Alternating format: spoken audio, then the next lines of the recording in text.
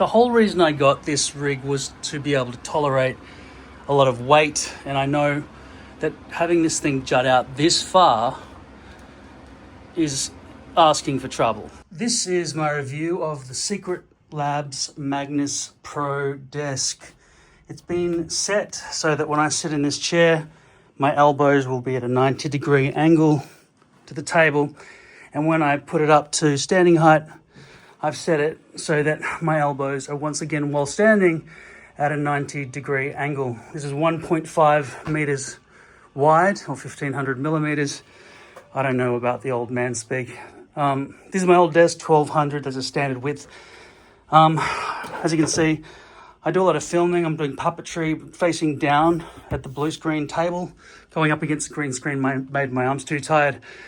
So I need something facing down over that desk, and I'll review that in my next video.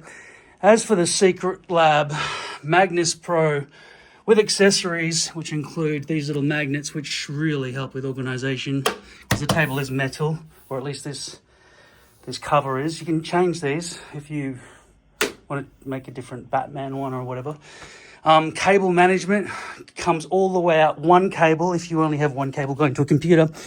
If your computer was part of this desk, you could mount it with an attachment you can get from Secret Labs. And that would, sorry, Secret Lab, not Secret Labs. And that would attach there. Mine is a central computer that I keep in my linen closet, and that just goes out to every room of the house, so that there's a keyboard and mouse and a monitor or a ceiling projector or whatever else I need in whatever room. I love this desk. It makes, by the way, this goes incrementally up and down rather than sets 1 and 2. I've got 2 settings saved. You can save 3, I guess, and then you can lock it so that you can't lean on buttons. But yeah, I've got fiber optic cables coming out through this magnetic strip. Everything comes up through here and into this back area where your cables all run, and you can plug in power and data and everything that runs down through here all the way to your computer, wherever that might be. The LED strip, you just press buttons on this thing here and it changes whatever setting, or you can use an app in your phone, and at night time it just looks spectacular. I never thought of working as a fun thing to do as much as I do now. I strongly recommend you get the LED strip with it. It is the best desk by far I've ever owned. It's my first stand-up, sit-down desk. This thing can bear the weight of 120 kilograms, which means actually I should be able to stand on it. I don't know if the worm drive will still push me up while that's happening, but it won't break apparently if 120 kilograms is sitting on it. To clamp on things such as oops, see, that's what happens. See, I just leaned my leg against it, and I leaned against that button. It started going up a little bit. So I'll just set it right back down to my preset. There's a switch here, I'll just show you that, where you can lock it and switch this whole thing off, right? On, off. And so power comes through here inside, so you can plug everything, like your monitors and everything, in there, unless you're running specific data cables to your computer out through the feet. But yeah, seriously, this is so much fun. This central beam here is not part of the monitor. The monitor actually defies gravity by just hooking up from over there and going across. This is just something I added, which unfortunately pushes the monitor forward. I felt it was more spacious when the monitor was back, but because this can only be clamped at this point and not this point, because I need to open this to access my cables every so often, then it ruins the beautiful illusion, which was just a stream of light underneath the monitor, and it looks like we're just hovering in midair. See, on your phone, you have more control. You can actually go through the menu system, and this doesn't look like it's even changing. Oh yeah, okay, it's designed to react to music if I press that button. So if I, it'll be a disco. Okay, so I'm just gonna try to cycle back through. Okay, I can't actually do that. All right, I am doing it. I'm going to use my phone app because it's just, there are hundreds of them. So I'm going to go back through my phone app and find the rainbow one again. But overall, when you've got a Magnus Pro desk with LEDs built into it. It's not built in it, it's just magneted. Right, this is a magnet that sticks along all the underside. Just get the one from Magnus Pro. It all syncs up nicely. You've got those little buttons there and you can use your app. Yeah, it is a very good investment of my money. I'm very happy with it. And I do stand up quite often, and I never thought I would. And my chair just moves out of the way when I don't want it in the way. And often I'm playing guitar and singing and recording, but soon I will need a face down camera for the puppets with lighting and everything on a rig, but I don't want mounts coming in from all angles, so I'm going to put a frame over the top, which is located right here, and that's the next thing I'll be reviewing. Okay, so this is the LS15 multifunctional stand from Vijim, and I'm going to open this Vijim box and mount this on my Magnus Pro secret lab desk. 1, 2, they're 40 centimeters long each. 3, 4, 5, 6, 7. You cheeky bastards. I have to give you an odd number. Although if you've got a really long desk span, I guess it's okay through the center. And then you got 1, 2 mounts for either side of the desk. In the case of my Magnus Pro, I'm assuming I'll have to come off from the front edge. That's very wide there, very robust. Look at that tiny little Allen key there compared to the gigantism of this stuff. I guess these sort of like L connectors that would clamp things perpendicular, like the vertical and the horizontal beams. 1 for each side. And this is the camera clamp mount, or a light clamp mount. It doesn't look like there's any phone clamp or anything. This one is from, well, I guess it's, what's this company called? A Vijim clamp. You can buy other company clamps as well. If you want to buy this one, it's R094. That's the product code, I guess. This one has an extra bit at the end to give you some extension. Most of them would just go straight into a 1/4 inch. All right, let's put this on my desk. Because I'm worried about my desk, I thought it's safe to inspect how rubbery this is and how many rotations I have to be annoyed by when I'm attaching it. That spins pretty quickly and covers good ground. There is a rubber there and rubber there, so I feel like my desk will be mostly safe. This little Allen key is for tightening these little screws after you've hooked in the extension poles, so the extension poles don't rotationally slip.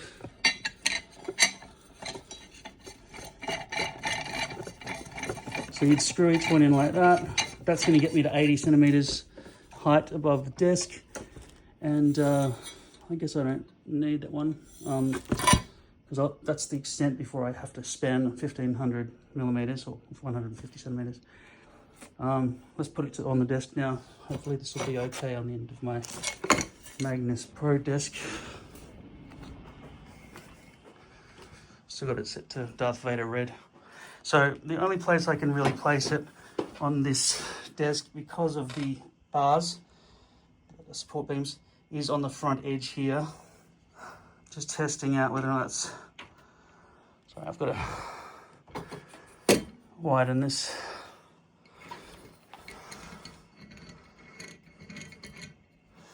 Is this a button? Oh, that's just so you can make sure that this is facing the correct direction so it doesn't wake you in the nuts. All right, let's see, is that enough?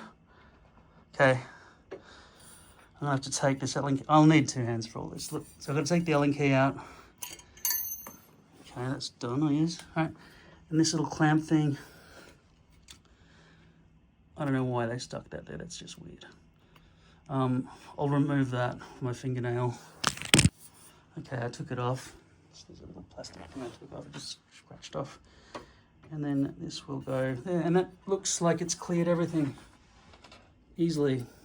How close to the very front edge do I want it? I could say line up with the front stitching there maybe. And then from here, I'll just try to rotate all this one hand while filming. All right, that's pretty tight.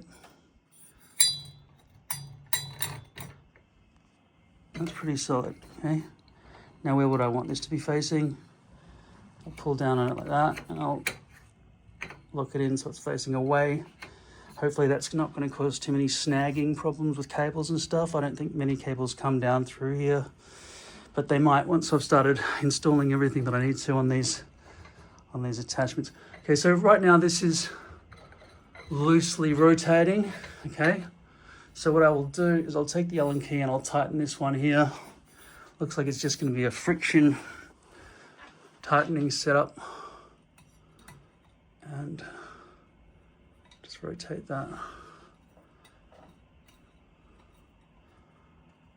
Okay, I'm feeling resistance. Now it's not rotating. Don't forget, only a lot of tightness when I start clamping things that are facing down. Like that camera, if I decide to mount that on the horizontal beam, I won't want that, you know, twisting this. Otherwise it'll swing and whack me in the face and ruin the shot and everything else. At the moment, I don't know how in my face this is going to be when I come to sit and stand at this desk. Don't forget, when I stand, I'll put this up. I'll raise the desk up so everything will raise. At the moment, 80 centimeters gives me up to here. And you can see there's quite a fair bit of clearance above the monitor. Now, when I come to film myself performing in front of this green screen over here, I'm going to be removing that desk so I can be using the green screen again. Alexa, turn on the green screen. And so I won't want any of this here. I want to put everything on this desk and get rid of that desk, okay? So mounting this up here, that should give that camera still plenty of clearance. I wouldn't want this camera even that high in a lot of situations because it would be weird when I'm looking up too much when the monitor's right here, because I need to sort of refer to the monitor while I'm working, but I don't want that hinge point really lower than the monitor either, just in case I want to tilt quite a lot forward.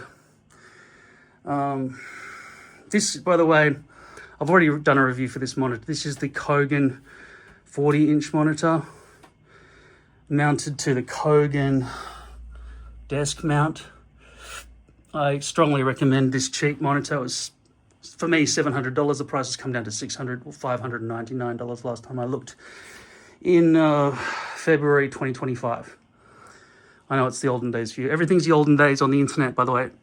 In fact, everything you've heard ever in history has been in the past. This is a vertical pole. I'll put the other one there and I'll put the cross beam. Okay, so now I'm trying to attach this side, and underneath the control panel here is all the circuitry which protrudes down this much over here. So this is going to be tightened on a bit of an angle, and let's hope that this mount still remains flat and solid and this does not get crushed in any way, that the circuit board stops working. As you can see, this is now pressing down on an angle. This has now stopped being C-shaped and started being bent. Okay, I'm gonna consider that tight enough. Hopefully nothing will snag on that. It feels solid there, it's just ugly in terms of how bent it is, and let's just hope that none of that circuitry gets mangled inside internally. Obviously, while this is all clamped on, same with having a clamp of any type, the mat, the magnetic mat is inaccessible. Another one of these came on that side as well, which is good. So you got two little Allen keys that are the same as far as I can tell. Okay. Now let's put one of these in to give me some more verticality. They slot in really beautifully. Very lightweight. Okay, and then I'm going to find this one here and use this little Allen key to tighten it.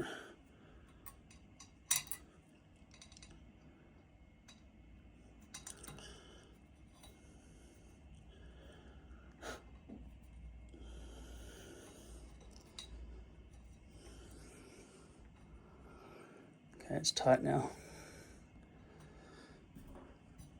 And the only way you can tell that it's not just a continuation is because there are two white stripes in the middle. White stripe gap. So you know when there's a gap, that's where the connection point is and you've got to screw in. The screws go lower than the circle, so there's no chance of anything rotationally snagging on it. And now I'll piece a bunch of these together and install these. All right, so to get into the Secret Labs LED settings, you want to come in here, and I've got a whole bunch of other things going on in my house for Philips Hue.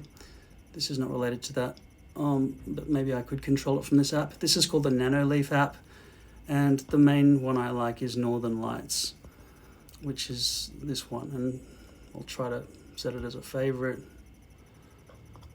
so I don't forget it next time.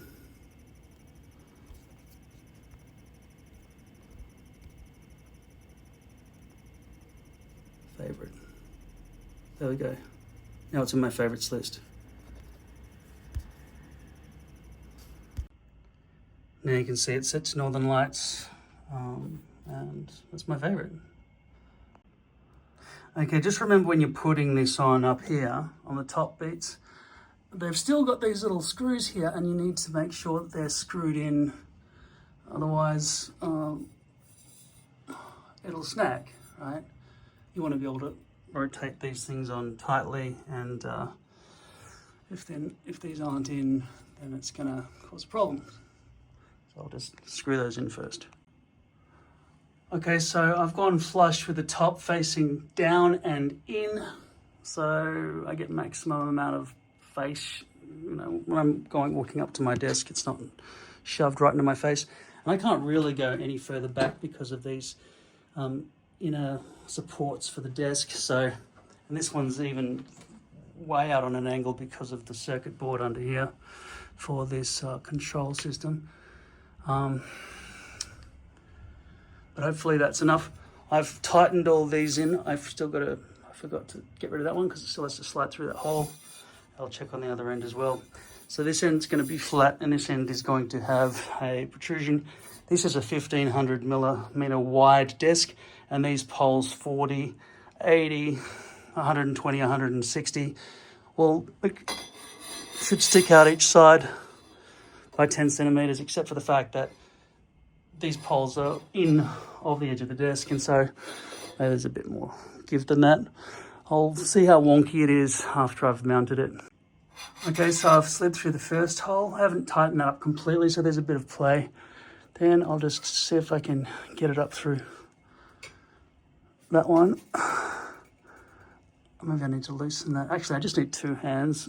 But, you know, I'm going to push it through that hole, as you can imagine, and by the time I'm finished, there'll be a bit of protrusion on each end. There's still one pole spare. Okay, so I've got it set up now. It's daytime, so you're going to get the sunshine. It's not going to be as nice and bright. So I've got the Secret Labs Magnus Pro desk, and I've got the beam on top. It kind of angles in because of some metal on the edge of the desk that's sort of forcing it that way. And that way is definitely being forced inwards by the edge of this particular desk.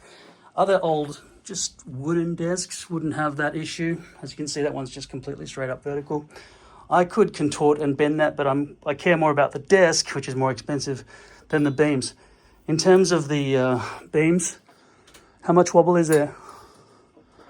Okay, well you can see my camera wobbling like nuts over there when I shake this beam. and the monitor, right? So everything's very connected in one unit. Now, torsional, rotational strength. If I were to mount something like this, using the clamp that came in the box, let me just go get that.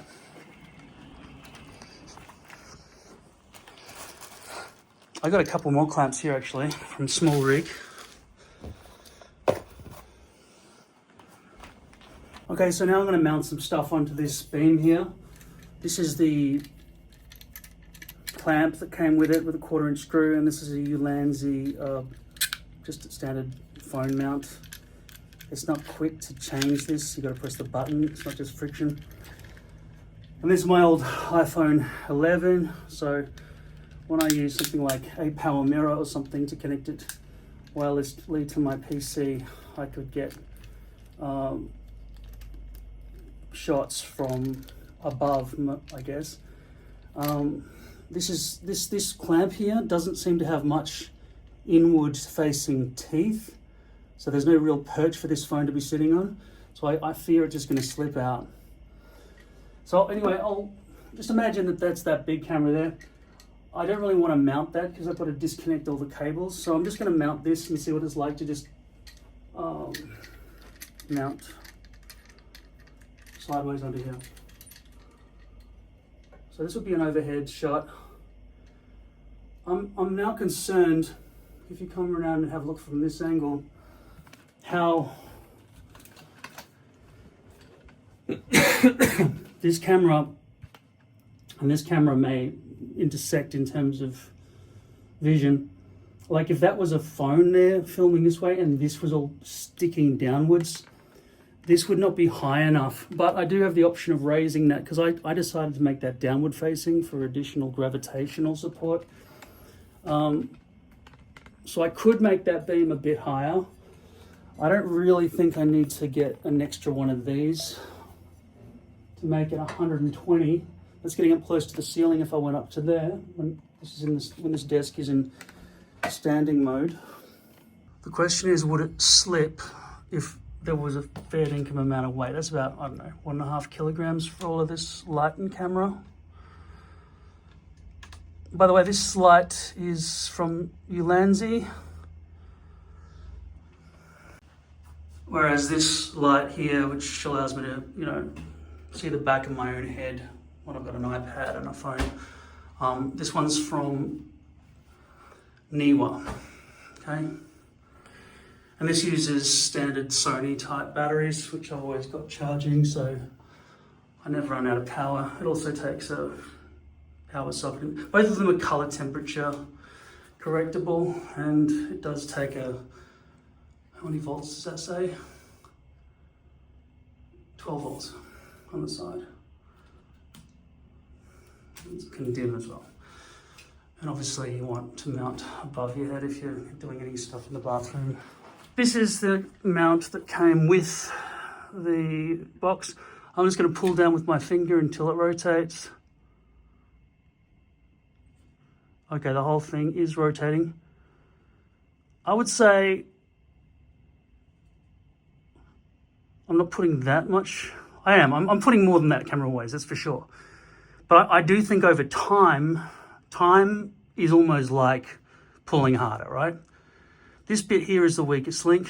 These ones don't have that. I'll hook those up too because I do need to mount these two side lights, and then I'll need to be running power to them. They are Bluetooth controlled in terms of the color and everything that comes out of them. These lights are awesome, but I don't think they're made anymore.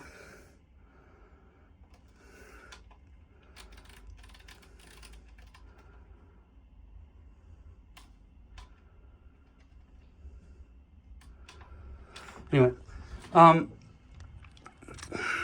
this clamp, is it strong enough rotationally? Definitely for a phone, easily for a phone, but it does not come with a phone mount. And if you are facing downward with your phone, I wouldn't trust this particular clamp here. The clamp I was just using on my tripod is just a Neewer one. As you can see, the Neewer one does have inward facing teeth, so I would trust that one on a skinny phone. In fact, the phone I'm holding, the iPhone 16 Pro, would be thin enough with inside its case to be held in there. Right, so this is what the room's currently looking like with that frame there. Did that make my beautiful desk uglier? I would say yes, but this room is basically a film studio. And when I replace all my microphone stands and everything with wireless head-worn mics and stuff, it will simplify all of this. And I do want to be able to have downward-facing shots, not just for products, but because I've decided that making my Puppet TV web series should be facing down, so my arms don't get tired. So I'm going to put those other lights on, and maybe I'll swap this Neewer one with that Ulanzi one, but then I've got to use that bloody Ulanzi one here all the time. But this one is kind of annoying as well because it's too quick, so you've got to snap your phone out quickly. That might be actually more applicable if I lock it into one position. I just slide my phone in and out. So I'm pretty happy to swap them. I'll do that. Okay, so these are the SmallRig clamps. I'm just opening them up. No.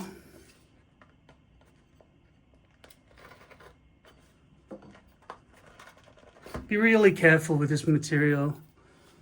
Don't do what I just did. Don't put sharp objects on there.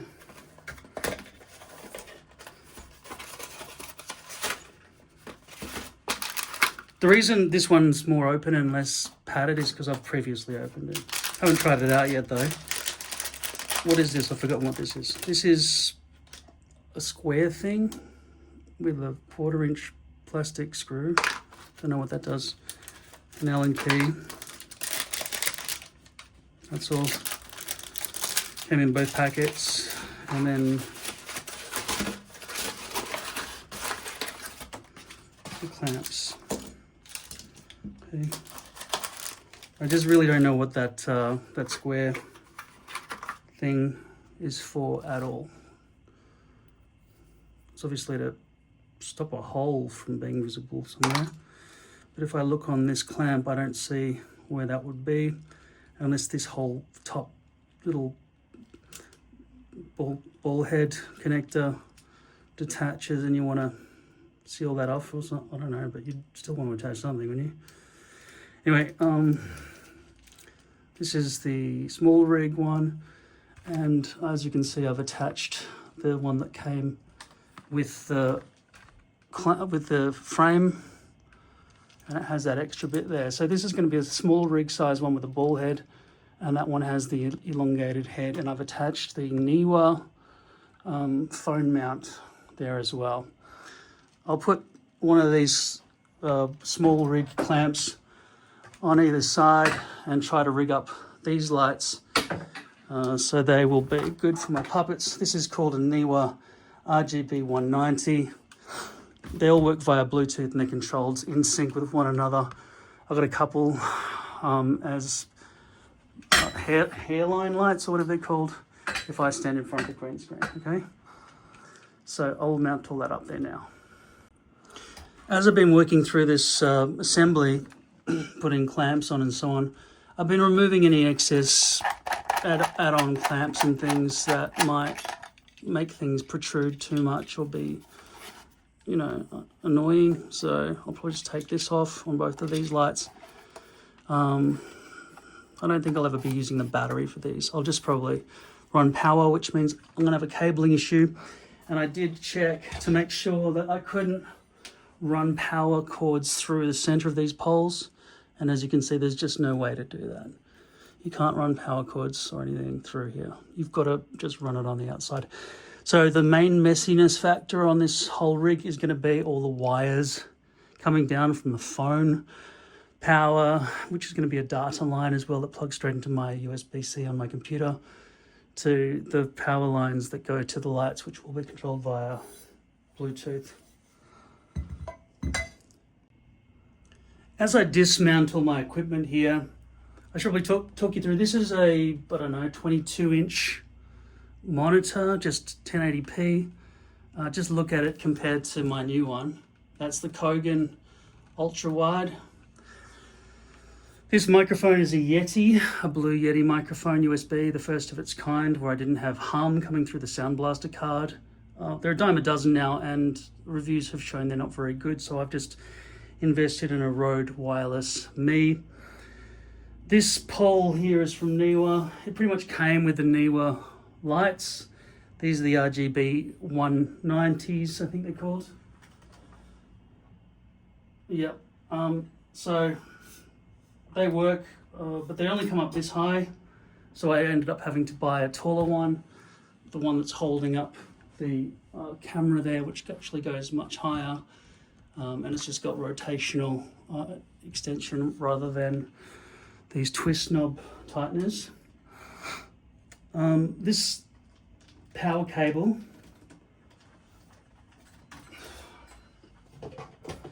was initially too short for me. Okay, this is Australian, if you don't understand what you're looking at there. And they just come with a standard, I think it's a 2.5 bore hole, in a bore hole, or inner diameter bore hole, and a 5.5 outer diameter. And I needed it to be neat, so I got a right angle extension to put on it. I'm not sure what the length of this cable is, but I didn't want to splice together too many power cables because I wanted to keep it all neat. Okay, so I will be using these power cables again when I install these lights up on these clamps. And as you can see, I've neatly attached this one. It'll be less neat once there's power attached. But you can see I've taken off this bit. I'm going to start by attaching the power on this end to this light here. Run this down, I guess, over the side. And we can see how much length I've got left in this cable here. Can I make it all the way over into this drawer neatly after running down underneath? It's neater if I go underneath the edge of the table. Then I'd have to go through that socket. To go through that socket, I will just unplug that and go back through that way. And then would it make it all the way over here? Let's just try that. It looks like it almost will. But I need to be able to flex and move that light around, right? I don't want it to be stuck in one position because the cable's too short. That would be just very bad cable management. Okay, I don't want it dangling, but I don't see an alternative at the moment. Come over here. Okay, so we've gone from the light just dangling at the moment, and it's coming down. I've put it through this area here, so it's mostly under the desk when it gets to the side. I'm going to come along under here and simply just run it in over to the drawer here and just plug it into that socket. And I'll close that and tuck some of those cables in. So this should be powered now. Yeah. Can I make this a bit neater? Not sure. There's a bit of a protrusion there, it might stay. That is a bit neater. And I could even get it over that lip because I came forward a bit at the start. And then if I want to angle the light, I'm pretty much as far forward down that way at the moment as I would want to be. And I can also slide this clamp further that way if I want to. If any of this gets too low, I can flip this bracket upwards. And it's nice to have these protrusions on the side so long as you don't whack yourself on them, because you can hang headphones and things. And now this other one, hopefully we'll be able to manage the same thing, so long as I have power back here. Let me just lower this desk.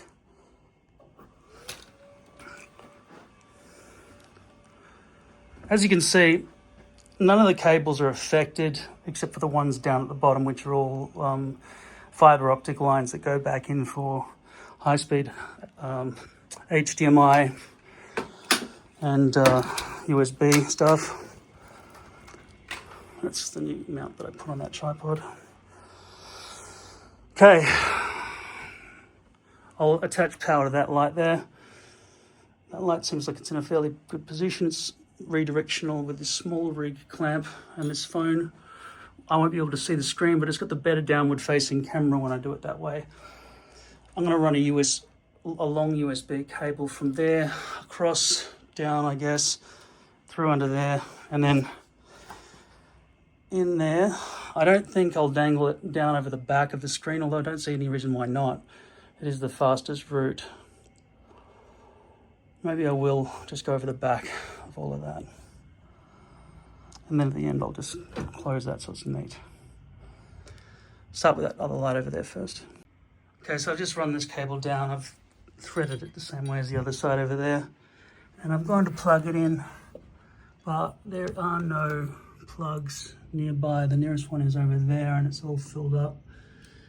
So I don't reckon it'll reach to there. So I'm going to use this extension power board and just make sure it ends up over there. Okay, so I plugged it in just here and it's sitting down over on this side on top of all these, you know, delicate little USB, fiber optic and HDMI cables, etc. It's quite awkward when your desk is up against a wall. I've got a power brick back here blocking any kind of movement. In the short term, in terms of making all this neat for you without regarding neatness back inside there, I'll run this underneath all of this and just use a random socket. Now that will all be controlled by my Neewer app, so I can change the colors and everything else. The cables are not too messy. They're all in position. Close that. The one cable that isn't in position is the one for this phone here, this iPhone 11, which will require a lightning port to USB-C connection, so it all hooks into my computer nicely. It's really unfortunate that that pole was needed there for that camera. I think this would have held it if there was a way to clamp on the back of that desk. I potentially would have bought a second one of these things and done that, because you could adjust the whole height of everything. But I really do want to be facing downwards. I could have come up over the back of the monitor if I had a different type of desk. I really liked it much better when that monitor was further back, but because I needed that camera pole there, I had to kind of choose. So this monitor used to be way back here, and it was so much nicer, more open for me at the desk. Now I'm sitting brunt up against the monitor, which doesn't feel spatially as nice for me. I'll see what I have to do about that, because I also loved being able to look underneath the monitor and just seeing clear, vacant space, just held up by that defying gravity thing. I think that pretty much sums up what we're going to do with this review video for that product. I can't remember what it's called. It'll be written in probably the name of the title of this video. The Vijim LS15 multifunctional stand. Look, think about this. This cross support here, there's no beam that would just come out like that or that wouldn't get wonky after a certain distance. This holds 12 kilograms, I think. I have no idea what that is in old man speak. If you're from America, you're just going to have to evolve like the rest of us. There you go. I reckon that's pretty good. I don't think that's going to, one, shove itself in my face when I come to sit down. Two, block my view of the sky and the city lights. And yeah, I think it's functional. It's not bad. I don't see much reason for this extra extension part, though sometimes I would imagine that would be useful. Most of the rest of the time I'm happy with a little one, a shorter one that sort of just loosens and you can just manipulate things as required. But this gives you more reach. Plugging this in is going to be a problem, but I guess that's the fault of the desk for not being able to accommodate back perching. They didn't think of it. They didn't think of having a frame around the desk. If I did do that under here maybe, no, there's no way. You wouldn't clamp onto this either. This is the part of the desk you would clamp to, as you can see there. There you go. Hope you learned something. All right, so by the way, this Kogan monitor here raises and lowers because of the stand here. It can swing in and out and forward and back and everything else, right? It's a great stand. I love this 5K 21:9 monitor. This is the cable that's connected to the PC, I think, that has lightning. So I can plug that into my old iPhone 11. The phone I'm filming on now is an iPhone 16, which would take USB-C. Trying to neatly make this connect into there with a white cable. Probably nicer. I mean, it's probably worthwhile to get a black cable so that it's not all ugly. But if I am willing to do, here comes the bride, and just dangle everything over the top of each other, I guess I could just go like that, and it's hooked up, right? It's never going to run out of power anymore. I can neatly tuck the cables back in there, and it's permanently ready for filming. It's pretty white, but it's okay, I guess. Then I can angle that as I see it, and then when I put it in through something like OBS, I don't actually know if this is connected directly to the PC or just some charger back there. And also have a speaker here, or you could have monitors. Let me just raise the desk for you so you can see what that feels like, where I'd be sitting if that was to happen.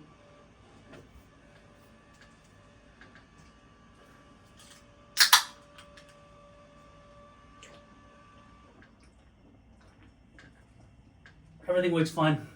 Look at it. It's awesome. It's really good. It's just, this is my workstation, there's my head. This is 80 centimeters clearance with a, this is designed to be 90 degrees elbow. I'll put my I'll show you the speaker that I use. This is a UE Megaboom 3 with a 3.5 millimeter input jack. Sorry if there's no lighting for you. I think with all the cameras and lights I've got in this place, it wouldn't be a problem. Is that less backlit? Okay, got a 1/4 inch and a micro USB. Micro USB does not send any data whatsoever, it's just for power. But once I get my new mixing desk, which is going to be a Mackie Pro FX 6 version 3 Plus, it'll sit over there on the desk, and this will plug into it, so there'll be zero latency, or wire-based latency rather than wireless-based latency. So I'll plug that in now, because I'm probably gonna, by the way, come over here, I'll show you with cable management on this Secret Labs desk, right? These things, these little magnets, they're just so neat. Little Secret Lab logo on the side, just keep them like that. Micro USB is a pain in the ass, so you've got to really be accurate with it. Okay. So that's going to remain powered at all times. Okay.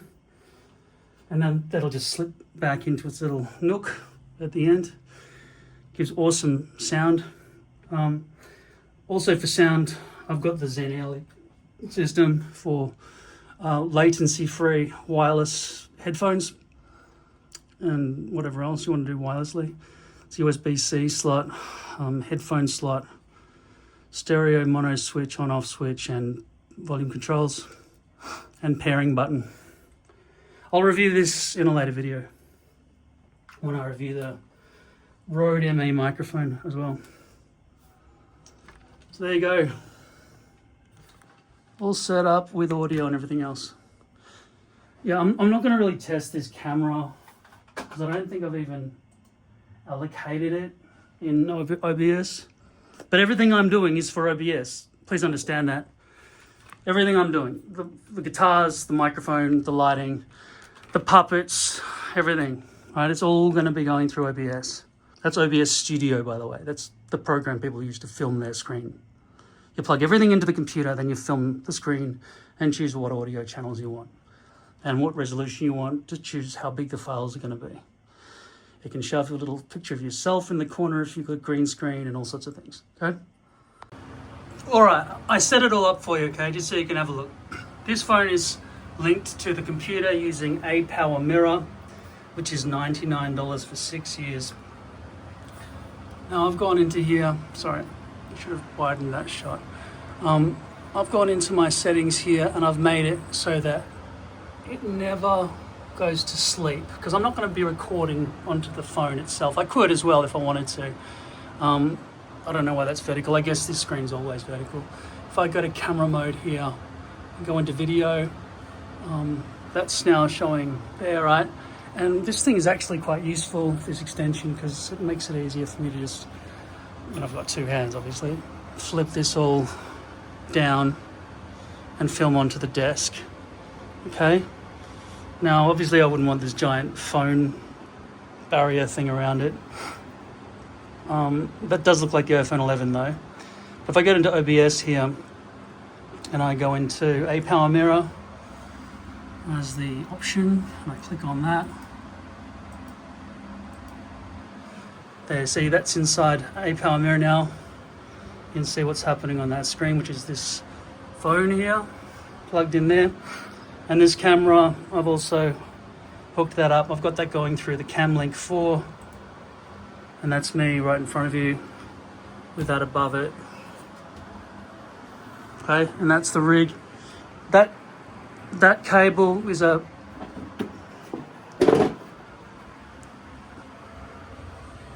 micro HDMI extension. Just goes to there, right? Then from here, I can use any HDMI cable I want. And I think this is a fiber optic. I don't know. I think it's a fiber optic one from Amazon Basics. And it's about 10 meters long. It goes down there, around here, through to my central computer, which leads out to all sorts of HDMI setups throughout the house. So I've got like a projector that goes onto the ceiling in my bedroom, and I've got a 4K TV screen in my lounge room. And there's a capture card that just goes into USB 3. Where is it? I'm trying to find the capture card. Here. CamLink 4 from Elgato. Okay. That's the other end of the Amazon Basics one. Okay. You can see that that's supposed to be. That's fiber optic. And then the CamLink 4 plugs straight into a USB 3 socket on my PC. And that's why we're getting a long HDMI signal. In terms of all USB sockets, including this cable itself, as you saw, is about 3 meters long. That's going into a hub, which is then going via a fiber optic USB all the way back out to the main computer as well. My computer is not in this room. But yeah, I'm pretty happy with all this. Obviously with OBS I can drag all these windows around as I see fit to make the show however I want. And when I get the this big blue mouse pad over there for the purpose of having a blue screen, because I got more green puppets than blue puppets. The green screen was useless for Froggy and all these other green puppets, and I was sick of wearing a green screen mask and trying to film towards myself and all this other stuff. There's just too much green. Had to go with blue, and hopefully my wrists for puppeteering will be okay. That's it. That's everything. One final thing using the APower Mirror app. APower Mirror is located here. I pay for it, 6 years. That means I don't have a 10-minute limit. It's $99 for 6 years membership. So as you can see, I was worried that the screen casting, right? I can screen anything, cast anything from this screen to that screen. You can see the amount of lag. It's not bad. Okay, so if I go to the camera mode so I can see through the camera, what we're getting on the screen here, and it also shows up in OBS, is the writing that says video, that big red circle, all these time code things. So what you want to do is go into APower Mirror. If you're not a member, you get 10 minutes only. It's a waste of time. You need to do it. And you press this button here. See where my thumb is? It says switch to camera casting. And they didn't line it up properly because they're Chinese. I'm just going to click that. And then it gets me with my terrible hairstyle on the screen like that.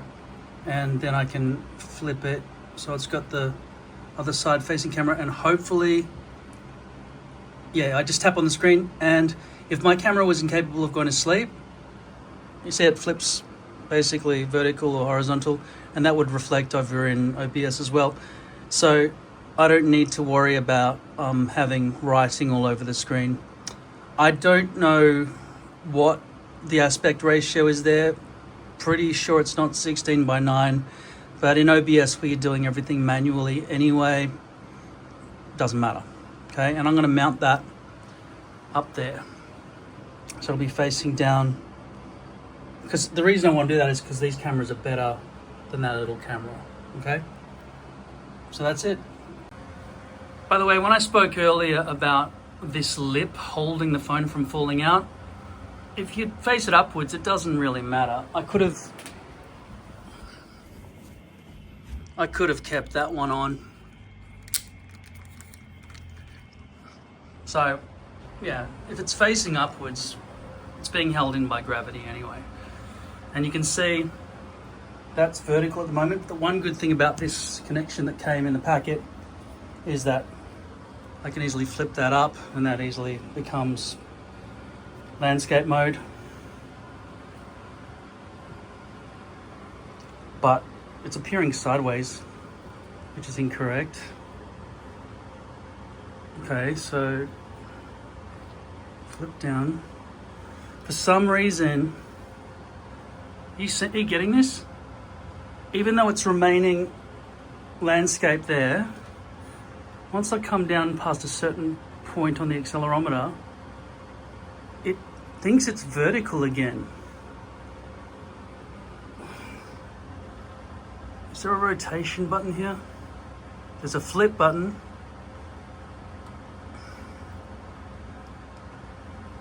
Yeah, I don't know why.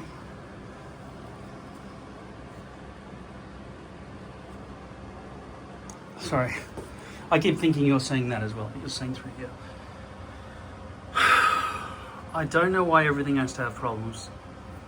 I'm just going to extend this out and then this further out. Not that it should make any difference at all, but at least it gives me distance if I want it, and closer away from that screen and closer to the front of the desk if I need to. I'm going to go out of the program and back into it again, and then click that button again, and it's immediately come to the front-facing camera without me telling it to, unfortunately. So it's not a good intelligent program. And I'm going to click that, and right now you're seeing on the screen there it's in portrait mode. I don't want it to be. I just want it to see. I don't know if the accelerometer is faulty in this phone, or if I pretty much blame the Chinese software. But there is, see, that's definitely not. This is getting looser and looser as I swivel this up and down, by the way. So I wouldn't trust it. I would trust this more. But even so, these things, you've really got to tighten them, and then they lock into position. You can't change it afterwards, really. It's not the sort of... These things can rotate because of this loose-ish connection here. But in terms of tilt and everything, I would loosen that with 2 hands. This one now, don't know why it's gone into portrait mode. See, my hand is not coming across towards the desk. It's going in a weird, incorrect direction. Because this phone is... Anyway. I will work on it. It's plugged in via USB at the moment. If I did it directly through Wi-Fi, there would be way more lag than this. You can see the response time. Okay, that's all. Okay, there's been a lot of trouble here trying to make the rotation lock okay and not happen. I've also got mouse control over my phone from my computer now, so I can click on things. So I don't know if the mouse scroll wheel works. No, it doesn't. But if I click there, I know that's the right thing, so I'll click on that. All right, and then I'm gonna click on the screen, which I don't know what that is. I fucking don't know what that is. What is that? Notification center. Get the fuck off the screen. I don't know how that appeared. Whatever this is, dock connector, fucking get that shit off here. I don't know how to get rid of it. It could have been because I had to go into assistive touch to make this whole thing work. Right, now the mouse, see there's the mouse cursor. What the fuck is it? This is a mouse. The mouse cursor is stuck in that phone now. I might have to press Alt-C or Alt-Q to exit. Okay, so I've got my mouse back now. All right, there's my mouse. Now, if I press Alt-C, I think, while I'm in this program, yeah, that automatically puts me in here, right? And I've got to press Alt-Q to get out of it. Alt-Q. I got my mouse back, but that thing's still showing up there, and it's still showing up there. So I'm going to go into accessibility again and shut that down and see if that gets rid of that fucking pop-up. So it's in touch, assistive touch, on, no, off. Did that get rid of that thing? It seems like it has. But now the phone's gone back to vertical. I'm back into APower Mirror, and now it's vertical again. With assistive touch activated, it stayed horizontal. I'll flick this back up and hopefully you'll see, okay.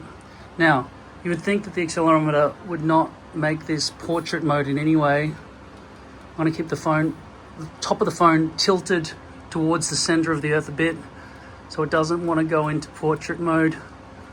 And then I'll gently just flatten it out a bit. Then I'll click on this camera button here.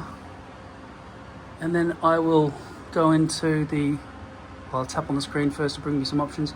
Then I'll click on this, which flips the phone.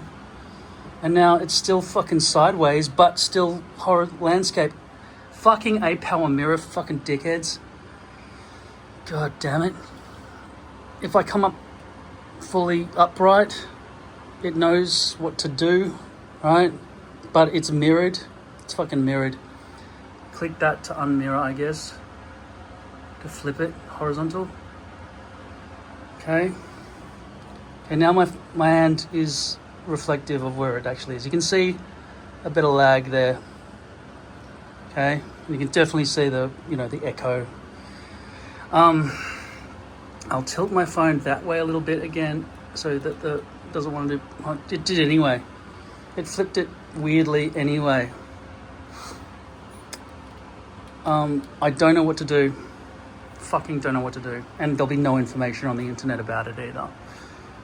It's a shitty, cheap-ass program, but there's no alternative because Apple doesn't speak to computers properly. If I tap the screen, I can get rid of that writing off the screen, so at least that's gone, but it's filming sideways.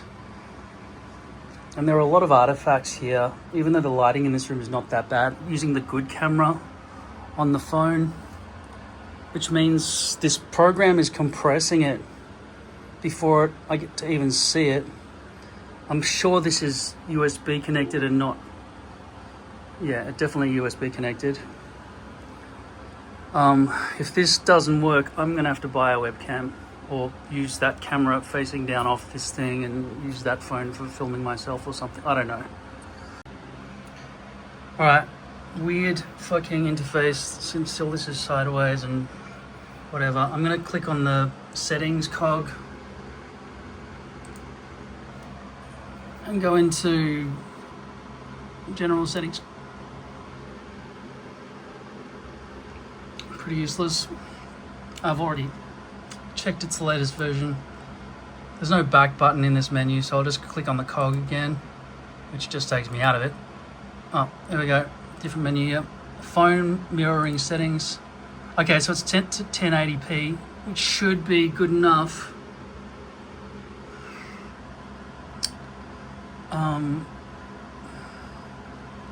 Okay, decoding mode. Use compatibility mode if screen's black. High speed mode.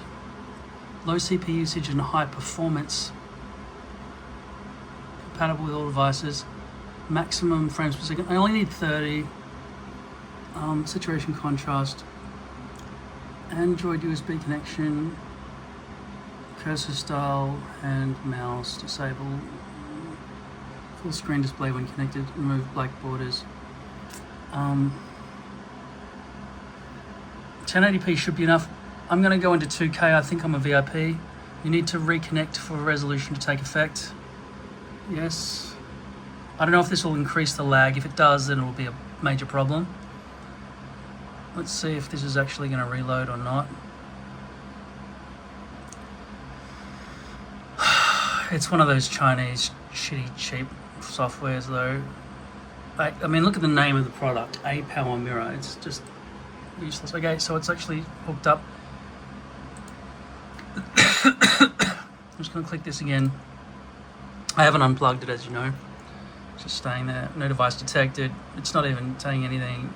Is it going to do it by itself? It did last time. Do I need to do something on the phone first? Exit the program, maybe? I don't know. Switch to, I don't know. I'm going to close down APower Mirror in the phone by coming up from the base and shutting that down. Shut that down. Okay. No device still detected, see? I'm going to unplug this and try to replug this. This will test the strength of this thing. See, I'm holding my phone. I'm going to use my force of my arm to just push that in. No. It's the poles and everything held steady. That's how much wobble there is, by the way. If you wobble the entire table, the whole thing's a wobbly mess. But that would be the case with all the poles sticking out, whether it's anything. Okay, so I'm not even going to open the APower Mirror program. I'm just going to rely on it knowing, and it knew, and it's already automatically doing it. Now, from what I understand, from what I set, it should be in 2K mode, which I think is more than 1080p. I don't know. I guess 1080p is what, 1K? I don't know. 1080 by 1920. I don't know how they calculate what 2K means.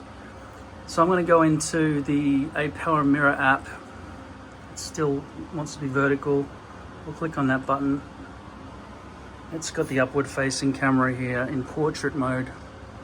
Exactly what I don't want. I'm going to flip the camera there. And now, even though it's out of look, you can see quite a lot of lag in 2K. It does seem a little bit better resolution, but there's still, like, I mean, you look at the mouse and everything, it's not great, but you do have, I think, pinch in, pinch out camera controls. No, you don't get any, you don't get zoom or anything on this using the integrated webcam mode for APower Mirror. And it still has this information up here on the screen. That's easily croppable though. And the mouse is on the screen there. From what I can see here, the APower Mirror app is fucking terrible. I'm going to go into the camera mode, which is built in. That's given me very cropped but you know, it is the Apple camera app natively, and look how wide it goes. Right? If you go really, you can zoom right in. It's great. I'll go into video mode. That gives me a bit wider, but it still has all that writing and shit all over the screen. But it gives me full control. I'm hoping that it will understand what landscape and portrait modes are better in this app. It disconnected because of the slightest movement here. Jesus. Plugging it back in again. This clamp here is always the weakest link, but I've tightened it a bit, I guess. Is it going to reconnect? I'll take it out of 2K mode if that even starts working. Okay, it started working just on its own, okay? Maybe because I went out of the camera app, I don't know. Now I'm going to try to tilt the camera down without it going into portrait mode. Please, Jesus, or Allah, or whoever is listening. Okay, so far so good. All right, it looks like it was just really, really bad coding. That sound makes it sound like it lost connection. Surely it didn't lose connection because of the tilt of the phone. Surely it was... What the fuck is this shit? I don't know what's happening here. I guess so. What do you want me to do? And this is popping up constantly. I don't know what it's fucking gonna do to my computer. That seems to be working in the right mode. It looks very stretched on this camera though. That's not what it looks like on the screen. All right, so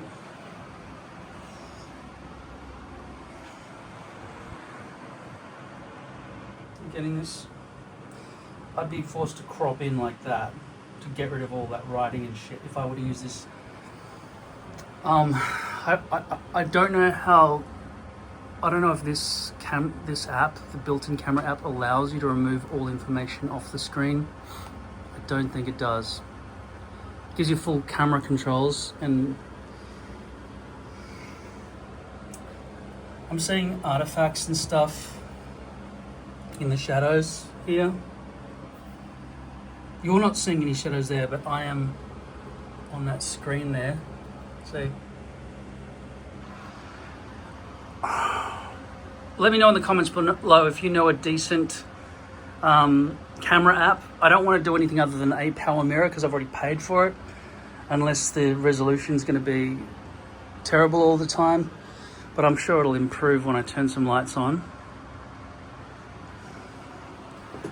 Now see, even with the light on, it's giving me horrible graininess all the way through, not clear.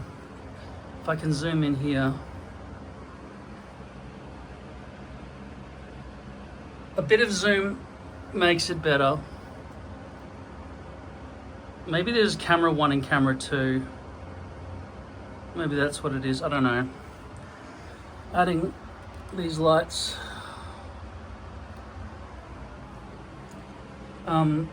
Doesn't completely take away graininess.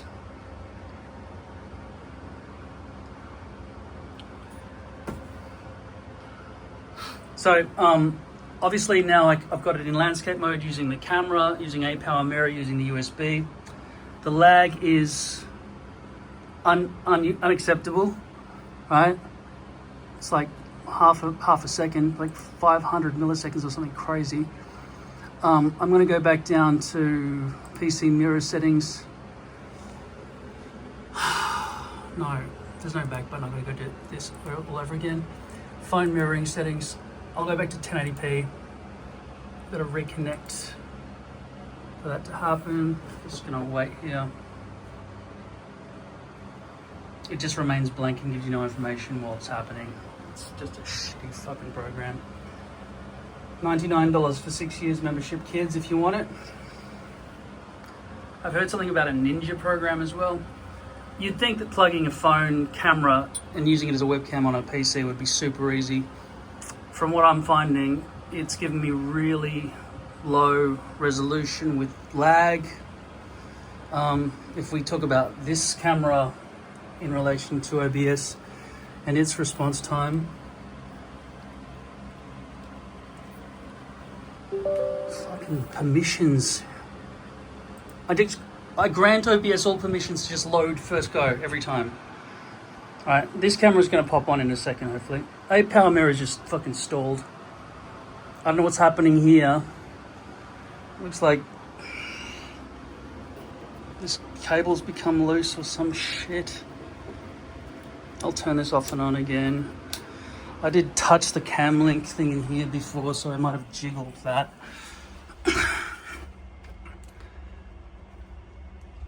So, Elgato Cam Link 4K running via fiber optic cable all the way, the rest of the way, plugged into USB 3 socket here. Okay, it's clean as a whistle now. And in terms of latency, you can see my hand in real life. I could flip this. I don't know what this shit is on the screen here. If that's an APower Mirror pop-up thing. Looks like it is. I want to go back to USB connection. No device detected again. It always starts that way. You can see it is connected. Will it just start on its own? Don't know. Despite the fact that this is backwards, hopefully you can... Fuck it. I need to reverse. I'm going to right click on here and go into... Fuck. Transform, flip horizontal. Okay, so this is more like a mirror. So you can see my left hand giving my right hand a high five, right?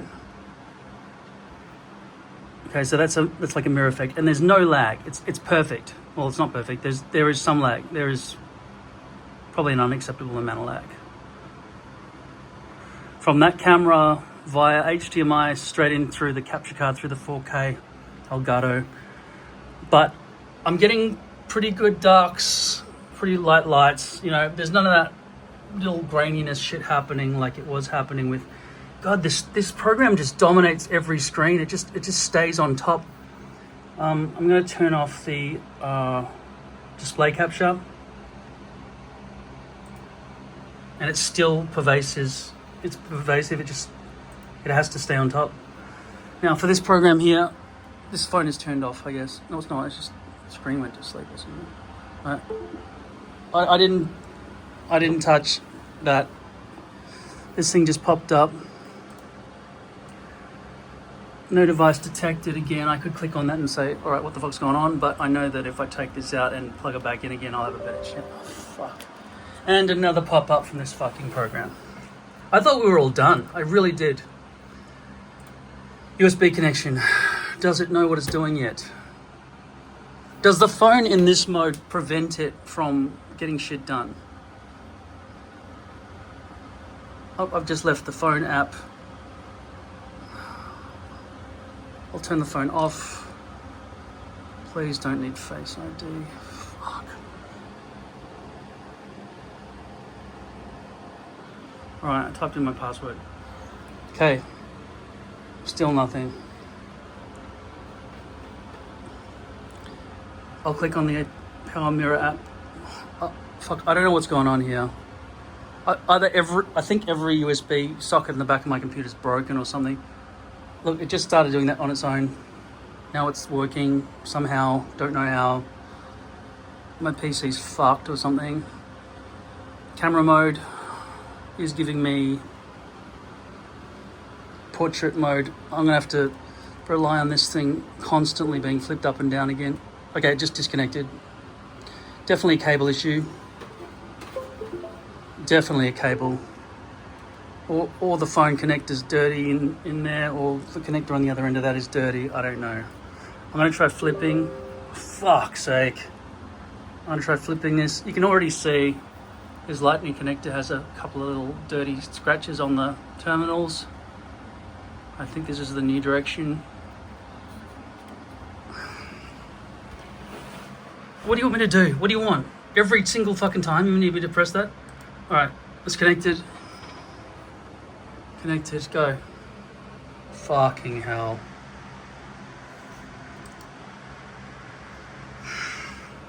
Alright, that's pretty fucking landscape looking up there, isn't it? And yet it still appears...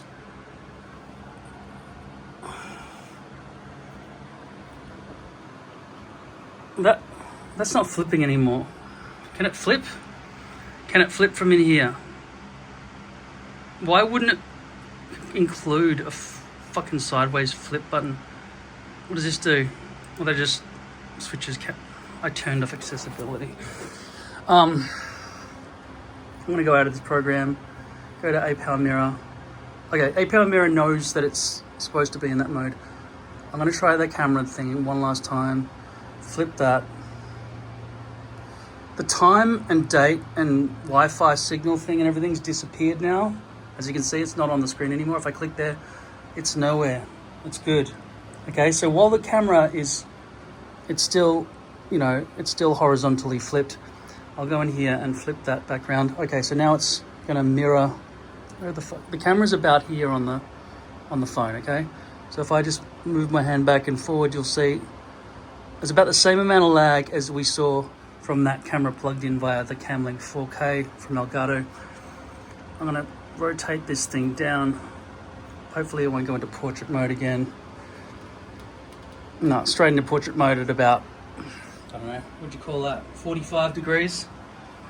Fucking Chinese dickheads. I'm gonna change out of this program.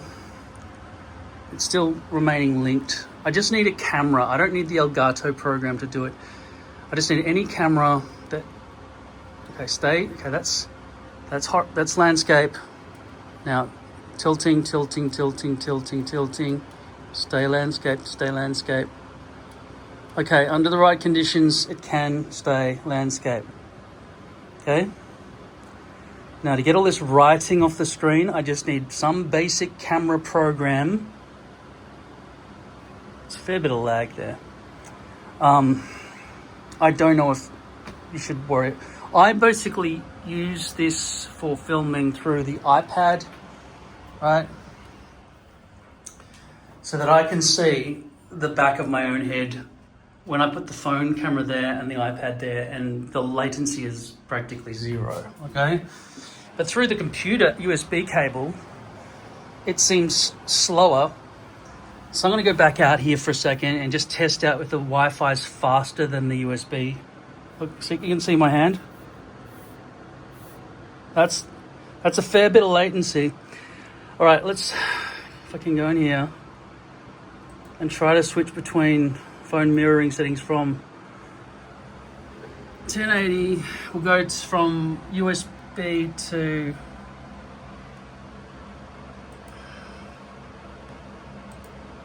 that's full screen, which is no use for me. Okay, live support. Can you imagine the help they'll give you? It'd be so bad. The people who designed this actually helping you. Capturing settings, PNG, local computer clipboard. Video quality, what's that mean? When I capture it only, we're talking about. And I need to reconnect. No, I don't want to. I don't want to reconnect. No, don't worry about it. And it tells you where it's going to save to. Screenshot, start recording, control from PC, whiteboard, light mode. What's this? Okay, gets rid of that thing. Okay, so how do I get those controls back up? Okay, I just lost all the controls because it's got a light mode. Do I have to shut the program? Do I have to shut the program down to get the settings menu back? Fucking idiots. Jesus Christ. And now it's just blank. What does this do? Alright, settings, here we go. Phone mirroring settings. I want to change it from USB to PC mirroring settings. No, I want to change it from USB to Wi-Fi. No, not even an option.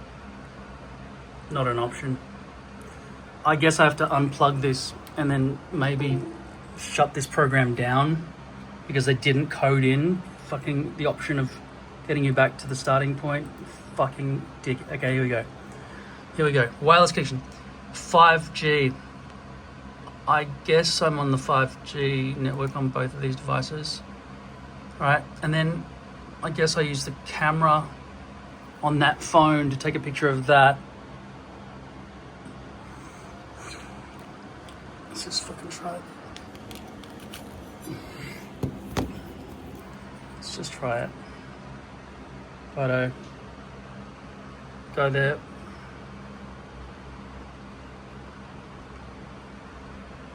No results were found.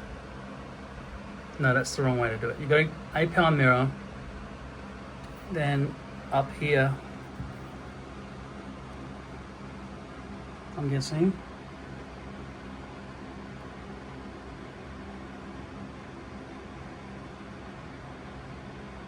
QR code. Start broadcast.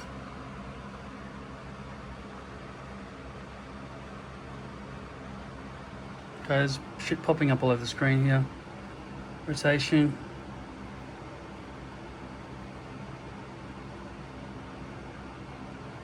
It's not broadcasting. It's just not working. It's just not fucking working. And you can see the time there stopped. Screen stop. Yeah, I guess. Nothing's fucking happening. I don't know why this residual code stays locked onto OBS. It's just staying there. What is this? Which one have I highlighted here? Elgato Epoch Cam through camera. I'm gonna click on that. That should, if I click on it, that should highlight whatever one, I don't know. Cam Link 4K. Off, APower Mirror off.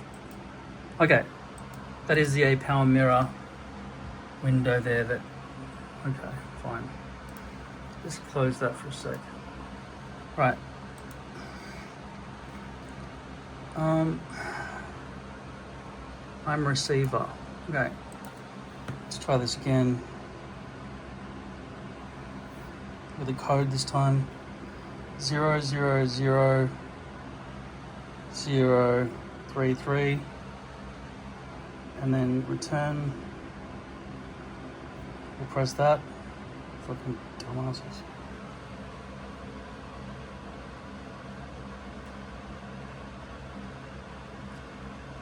If it's doing something, it is not letting me know about it.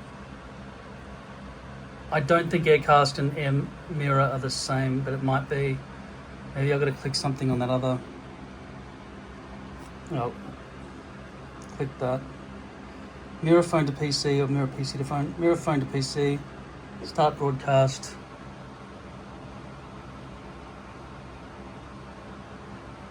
Okay, that's popped up. The timer's going. Okay. Alright, still going. I'm going to swipe up, get out of that. Okay, that worked. Go to camera. Flip it sideways. Flip sideways. I'm just seeing if rotation lock is activated. It's not. It wasn't, I mean. Okay, let me go back out of there. Go into video mode. Try to rotate sideways. It does not respond to the accelerometer anymore. There are some little tiny menus up here. Pause casting, pin, rotate. Okay. So a rotate button there. But now it's disappeared. Now it's disappeared. The 90-degree rotation button that did exist is now completely gone.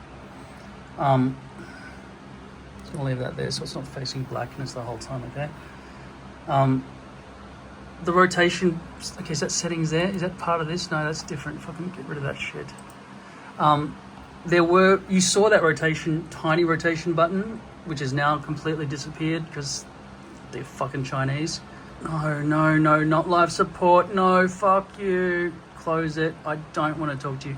Just so you know, this is what live support looks like. Hi there, we make it simple to connect with us. Feel free to ask us anything or share your feedback. That is correct English. Typically replies in a few minutes. We are online. Typically replies in a few. That is not bad English. Well done. But they've chosen obviously an very old-fashioned font, and here they've just completely shifted whatever font they decided to use. Obviously, it's not going to be nice. It's going to be a very bad experience when you talk to them as well. Probably hours of delay between every question you ask. Even if you've got a sub-question that's related, they'll probably just shut you down and fucking make you wait. There's no doubt in my mind that that's what would happen. There are millions of complaints about this company online. And I asked for an affiliate link and they wouldn't give it to me. I don't know why. They're fucking idiots. I've got lots of channels. Alright, what the fuck? Cursor style. How do I flip it back? How do I flip? I don't know. Whiteboard. What the fuck is whiteboard? Colors. Red. Nay. Fucking whiteboard. Light mode. Press escape. Okay, you press escape and that brings all this other stuff back. Okay, so you got to know keyboard shortcuts because the information disappears off the screen. General settings, phone mirroring settings. Right. Am I broadcasting? How do I get back to the broadcast? How do I just get out of the settings? Escape? Is that right? No. Press the cog again. Okay. No, it's no longer doing anything. I've got two APower mirrors that have obnoxiously decided to make themselves the most important thing. Aircast, if I click that, I think it'll bring up an ad or something on receiver. Fuck. Can I scan that? The APower Mirror App. Let's try. Oh, it still thinks it's broadcasting. Stop it. Oh, now this popped up because it was doing. Fuck no. It just. I'm gonna get the mouse out of the way of that. So, aircast, local cast. I don't fucking know. All right, scan. That button doesn't work. It finally worked. QR code. Is that a QR code? QR code error. It doesn't recognize it, and I don't think Aircast and Power Mirror are the same product. They'll want me to pay again. Dude, I'm sick of this. I'll do this in my own time. You do it in your own time, and just write in the comments below how you got it to make a webcam from above using APower Mirror. If you're going to deviate from that question and talk about a completely different product, do it with precision. It should be at least 5 paragraphs long if you're going to give instructions on a completely unrelated topic. And if you send a link to somewhere else, then make sure that they know what the fuck they're talking about and have addressed every issue that I've brought up here. Overall, this frame is cool. This desk is awesome, and the screen's cool, and this all is going to work. And this is going to be problematic. There will be some latency throughout this entire process, but I think every webcam has some sort of latency. I was just trying to close down the APower Mirror program, and closing it didn't close it. And as I moved my mouse over, it did you see that? I didn't touch it, and now it's moving off the screen. I want to right click here and just shut it down. Otherwise, I'm going to have to Control-Alt-Delete that motherfucker out of existence. Fucking Chinese cunts. Fuck. I don't know how to make OBS automatically approved instead of bringing up this shitty fucking permissions window every single time. OBS is already running. Okay, fucking fact. Don't worry about it. APower Mirror.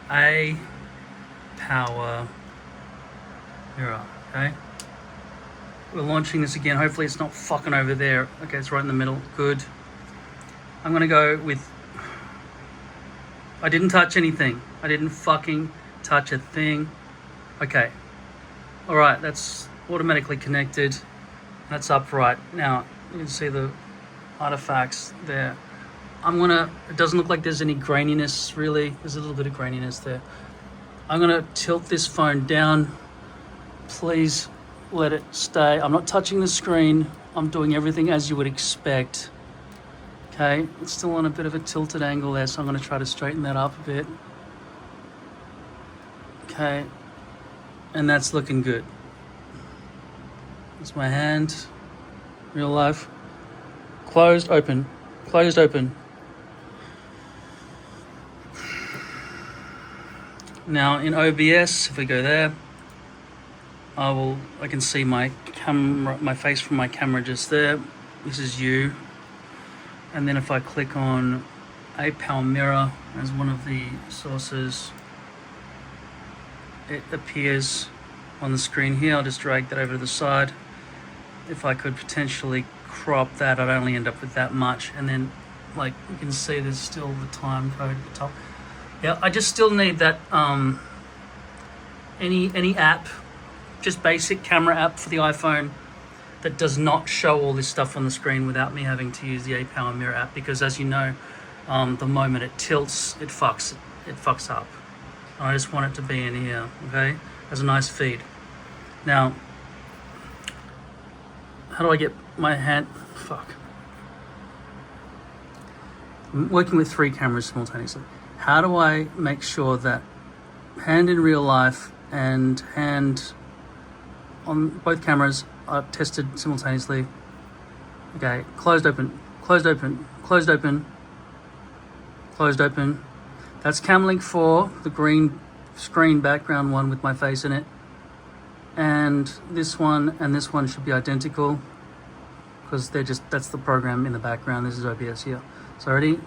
Closed, open, closed, open, closed, open, closed, open, closed, open. There you go. That's about as good as I'm going to get for now until we can remove all this writing and shit in the background. When I run this in 1080p full screen, I'll be resizing this window all the way and the screen's just covered in writing and red circles and shit. Okay? And when I'm making my puppet show, I don't want graininess, I want good resolution. And from what I can see here, this is pretty much unacceptable if we compare that to what's coming through behind it on the Camlink 4 through this DSLR camera.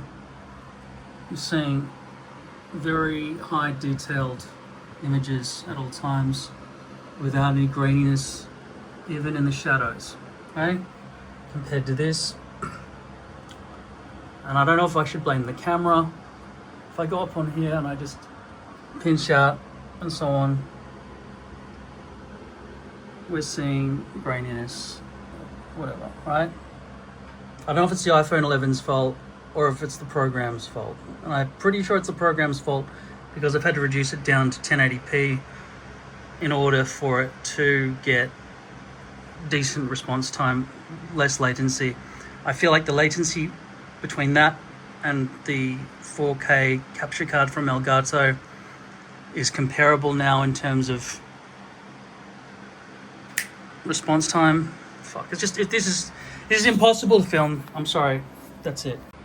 Okay, I'm sick of APower Mirror. I'm trying out Iriun from Iriun.com. I'm downloading it and installing it for Windows version 2.8.1. Don't know how old it is, but hopefully it's old enough that they haven't put bloatware all over it. Use your mobile camera on your PC or Mac. No phone available, so I'll get the Iriun app on this phone here.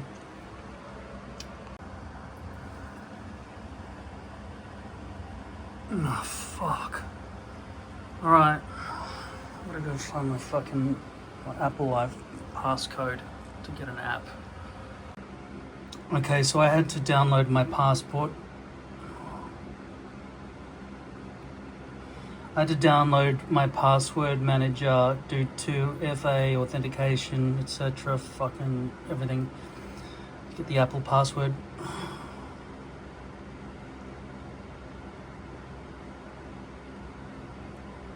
Iriun Webcam turns your phone into a wireless. Okay, it doesn't want to tell me anything else.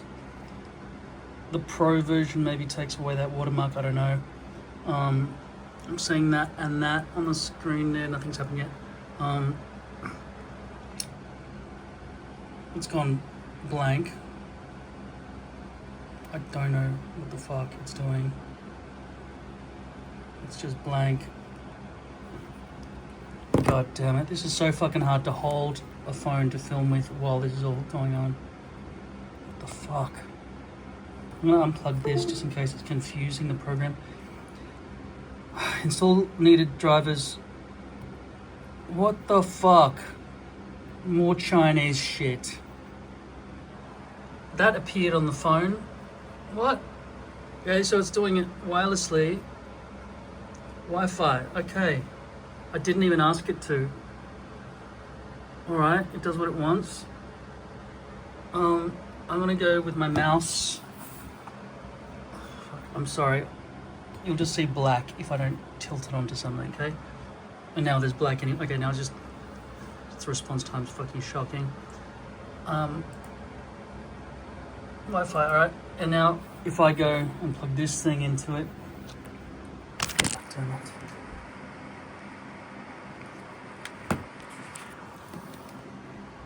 Okay, I've plugged a USB in now. If I click on this, will I get the option all of a sudden to... No. iPad Pro. The free version already supports all basic camera functions. Pro version additionally allows you to manually adjust ISO, exposure time, white balance, and focus, remotely control camera from PC, Mac, protect the connection with passcode. Skip that for now. This thinks there's no camera available, and I didn't even... Where are the settings? Just show me the fucking settings page, you fucking wankers. It's not even responding. I don't know how to use that fucking program. I'm gonna go back into it from scratch. I just closed it and now I'm reopening it. And that menu just disappears immediately.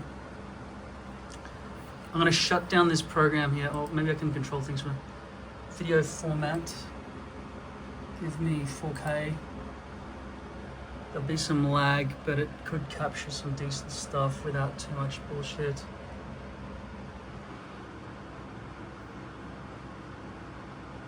That's a tremendous amount of lag.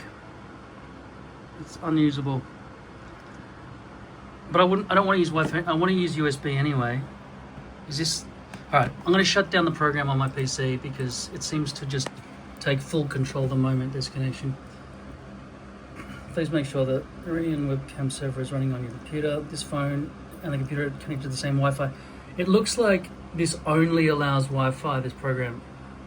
Unless I'm mistaken here. I'm going to shut the program down.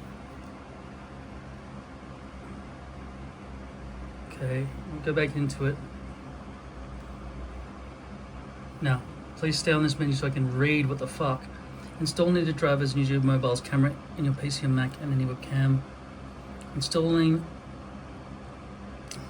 Okay. Make sure the webcam server is running on the Mac PC. The phone and computer are connected automatically using local Wi-Fi. Configure OBS, etc. to use the camera as a source. Let's go. Okay, and then we're back here. Alright, so I guess all I got to do now is go back into that program. Windows Iriun. Press enter.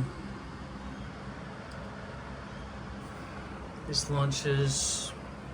And this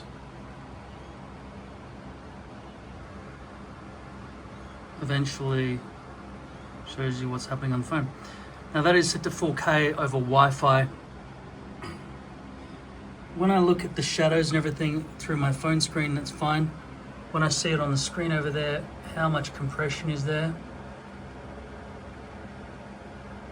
I can't hold everything at once. That's gonna have to just stay there. Fucking iPhones just don't fucking balance. That's fine, film the fucking wires. Alright, now I'm gonna full screen. This is in 4K, full screen. Bit hard to tell what's going on because there's texture and everything going on. I can see a lot of compression there. That would not be broadcast quality. I don't think this program is even close to being good enough for broadcast quality for filming my Puppet television series. It looks like I'm going to have to, unless I can find a program that can USB the camera from the... Did you see that? The slightest tap on the phone jiggles this cable. I think this cable's very broken. It is lightning connector. I don't think I can use an iPhone in any of the stuff that I'm doing. Let's just be honest. This is very shit and grainy. I'm going to have to fork out a couple of $100. That just started working on its own. I'm going to drop this resolution one last time down here using the hamburger there to just 1080p. Okay. And there's no confirmation button of any kind. That may have just worked instantly. All right. Going from 4K to 1080 is a big change. I'm seeing instant reaction. Now, if I put this up, I need two hands.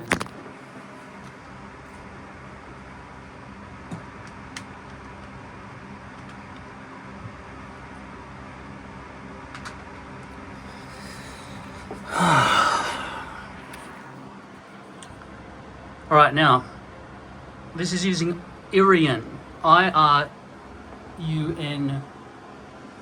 okay, and I'm getting that feed, and it's very grainy.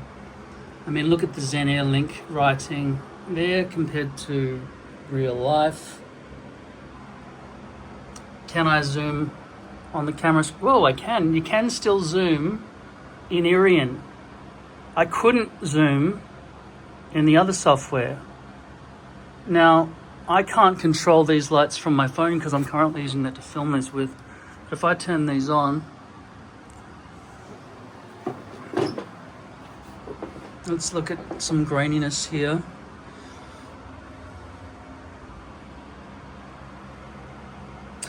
The other thing is, of course, I can record. I can film into my camera. I can press a record button on my camera, but I can't do that without it showing up on this screen.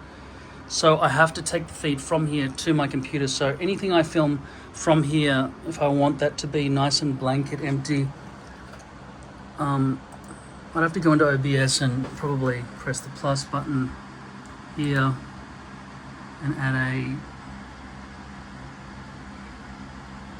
display capture or video capture device.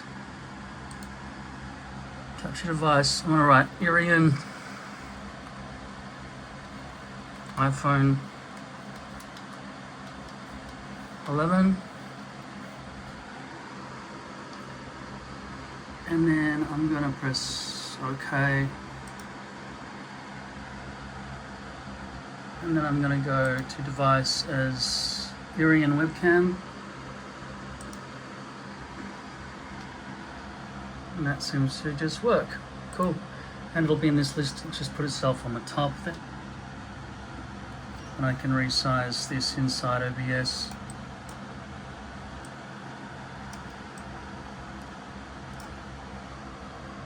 Like that. And then the program in the background is nice and basic with a very, intuitive interface. It does say iPhone Wi-Fi, which made me think it could change to iPhone USB. But all the USB is doing right now is giving power to my phone, despite the fact that it's running a data cable all the way to the PC, which is wasteful. But if we look at the response time in 1080p, do you know what I'm trying to do here? I'm trying to get that camera to see my hand and that camera to see my hand at the same time. And I think the intersection point is about there, okay? So clicking, which is faster.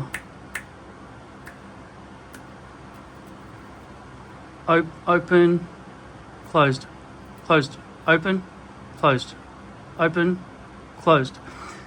I reckon this Wi-Fi connection is not bad. Obviously, the colors and the pixelation and everything is much better here. The feed through the Camlink 4K capture card straight from this DSLR camera is much better quality than this. But this, in terms of latency, is really good. So I think Iriun's good, and it seems free. Like, and you can still zoom in and out. See? It's fine. And there's no writing. There's no writing on the screen here at all. So fuck off APower Mirror. This is great. I don't know if it would work on an iPad. APower Mirror works on iPads, from an iPhone to an iPad.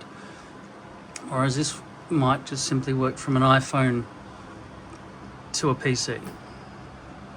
Don't know. But this is what I'll be using. This is what I'll be using for now.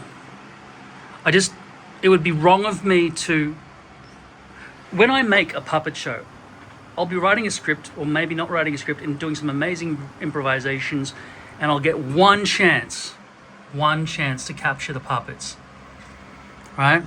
And it can't be through some crappy granulated feed, which means I've got to decide whether I want 2 DSLR cameras here, or if there is a camera that's capable of capturing perfect high resolution 4K graphics straight away. Because at the moment, while running this Iriun app, I can't film or record into this camera's 96 whatever is gigabyte hard drive. So I'm gonna have to figure out some other way to do it. And I don't want to record into the fucking phone's hard drive. I want to go straight in through OBS and all that sort of stuff and just see crystal clear images like the DSLR camera is giving me. But that is a fucking Panasonic Lumix G7 with, and I had to basically figure out a workaround to make it autofocus because it's fucking shit as well. So we're working with shit here, people, and I've done the best I can with what I could buy. But yeah, if you want to do basic B-cam stuff like secondary camera, sure, use this as a webcam. But for quality, if I zoom down into like that keyboard there, which is easy to do, by the way, I'm just reaching up and pinching with my fingers, so that's good. But and redirecting the camera probably wouldn't be too hard either.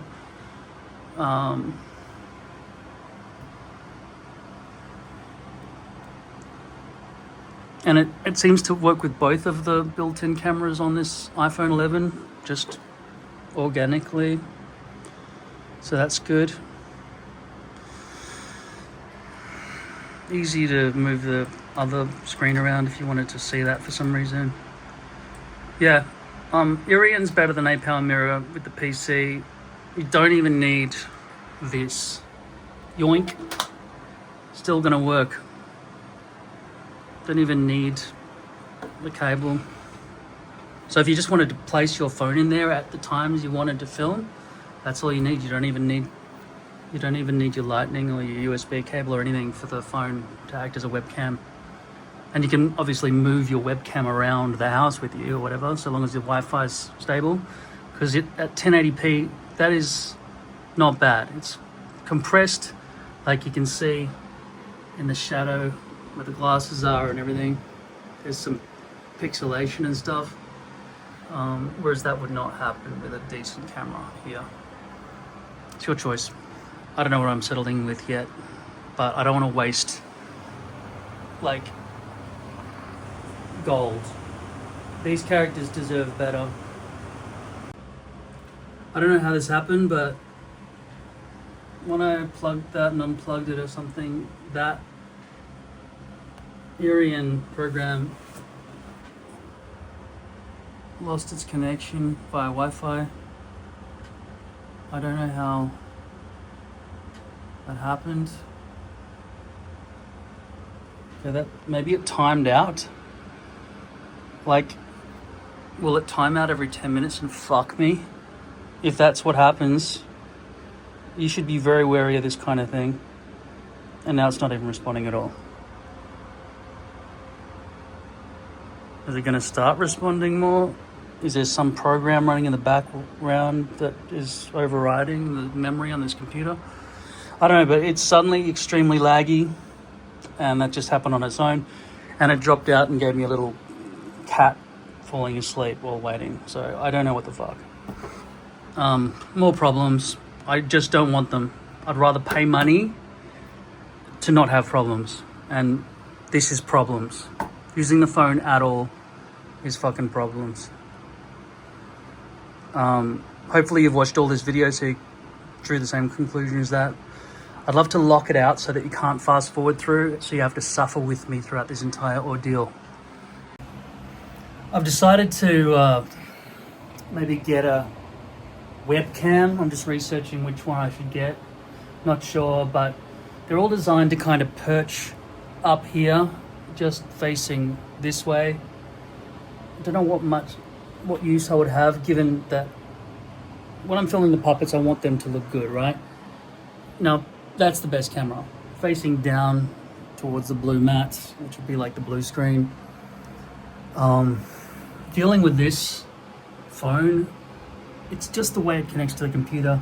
Obviously, Wi-Fi is not going to give me a decent trouble-free.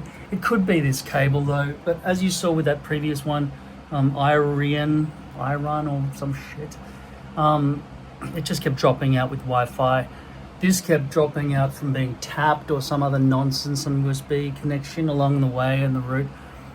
Could be another problem that's going to happen with the webcam as well, if that's the problem, because I need to fix up my cable management and my USB ports on my PC, etc. I'm not willing to sacrifice my 16 Pro every time I'm going to film. I need my phone for other things. So I'm going to have a webcam of some sort. I reckon the iPhone 11 has to be sacrificed. Why would I give up that? The thing is, does this all clamp here nicely? Because I will need probably a down light. I need a bunch of lights when I'm doing both blue screen and filming the puppets in terms of lighting. These lights actually might need to come down lower on these beams, which is great because I've got all these options now because I've got a frame around my desk, which I fucking love. Let's have a look at it again. Looks really good. I mean, it doesn't look good, it's just practical, that's what I mean. So I can clamp anywhere. In terms of this clampage, in terms of if there was a fair bit of weight on it from something like this rig here with the lights and everything, I'll want the lights facing down, but then I'll also want lights coming towards my face if I ever want to film it. And I will be playing guitar against the green screen over here, and I'll want that to be filmed properly. I figured that if this was clamped onto here, I would just swing it upwards or downwards or whatever, probably upwards so I could still use my PC. And then I would film and it would be properly captured, me playing guitar against a green screen, and then I can do what I want in post-production. But just look at webcams. Most people are recommending the Insta360 Link 2, but I don't know how many of these YouTubers are getting affiliate links or being sponsored or whatever else.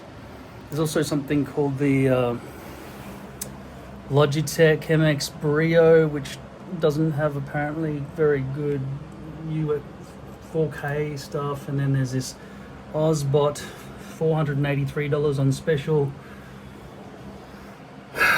and there's another one that's $299. Don't know what the difference is between the light and the webcam. I don't know how they compete with like $483. That's getting up to the price of a DSLR camera. I want convenience, but I want it to be able to mount properly on a 1/4-inch screw, obviously. I don't want to have... Okay, but just looking at this, I can kind of see a screw hole there. I don't know how well they deal with that. I don't want it to be a problem. I don't want any more fucking problems. If I'm going to pay that much money, I want it to just lock in to a clamp and be like, you know, have camera... I'm going to have cables running across from here over to the back of my monitor. If I remove this camera here, I will be able to remove this pole and push my screen back to where I liked it before, because it feels, it's a bit too close to me right now, right? I want it back where it was, and the only way to do that is get rid of that pole. And one way to get rid of that pole is to get a webcam that's perched up here, and if it's a good enough camera, though I won't have any lighting facing there, it would all be this side lighting and stuff off these poles, which is probably doable, but it won't be a direct camera light. Probably don't need it because everyone says don't have a light facing direct on. You need half your face to be shaded, so I could do that with these kind of lights now that I've got this mount, this wall mount thing. So I think I will get a webcam, get rid of the iPhone 11, sell it. You know, I always thought I'd sell it. I've got the original box and everything. I'll probably get $250 for it. Then I'll mount this here, facing down, with that light blasting down onto the puppets. Because everything to do with the puppets just needs to be flatly well lit, right? So I'll be able to get rid of that pole. And then I guess I'll invest in cables so that I can run them along and down and under and through and click it in at the back, and that will all link back to my computer via USB fiber optics. So the first test is, does this all hang nicely on here? And if it does, the power cable for this camera is, it goes for about 1.5 meters. Then there's a big brick, right? If I tried to run that here across and down, the brick would be dangling around down there somewhere. Then it goes the rest of the way. And then it's got out of the side this precarious fucking micro HDMI cable plunging out of the back in a different direction. Thankfully, I've got a SmallRig mount around the outside of this camera, so it should have some connection points, but I wouldn't be using those anyway. I'd just be plugging straight into the 1/4 inch screw on the base of that Ulanzi camera rig thing, just in the same way as that's happening, but at least I'll be able to get rid of that. So because of you in this video, I hope I get a lot of views for this, because I'm doing a lot of shit here for you. Not that other people don't, but it's my first time. I'm going to mount it here, and it's going to take all that weight. It's not super heavy, but it would have been if it was just a beam coming out of the desk and then outwards like that and trying to hover. I needed this. I needed this rig to be able to do what I'm about to do. Get rid of that. Phone clamps are so bad, even in 2025. This clamp, I guess, will stay on, but I'm not sure about this dangly bit. That could be a problem when I've got that extra weight. This is the mount that came with it. I'll just unscrew this Neewer phone holder, which has a 1/4 inch screw on the back and a 1/4 inch screw on the base, just in case you want to orientate it in whatever way you want. It's also got a cold shoe mount there, and it's very fucking break your fingers off in terms of the spring there. Now, in terms of this fucking camera and the light, and see, it's not just the camera, the 2 camera cables, the power and the micro HDMI cables that are going to be coming out from all directions from the back of this fucking thing. It's also going to be the USB that powers and keeps this thing charged. This does take batteries, but they'll only last about 1.5 hours. So I want to keep it plugged in at all times. The color temperature is basically just a mixture of the colder colored LEDs and the warmer ones, and the brightest is halfway with those. I don't know if that's the sort of light you would want. This light here, I think, is a bit brighter. Another 1/4 inch screw connection and another Neewer, exactly the same as just before for that. I'll give you links to both of these lights, but I would say this is the best one. If you do want to move things around and have harnesses and all these other bits and pieces, so you can move it up and around, maybe I'll give you the links for all that stuff too, but I doubt most of you would be advanced enough to need anything that rotates out from the ceiling, because we are talking about mounting to a desk. Other lights can mount to ceiling and go up in through cables if you're willing to do all the sort of stuff that I do. But I mean, I make robots, so you're not up to my level. There's no way. Okay, so here's what we're making here. can do this basic shit.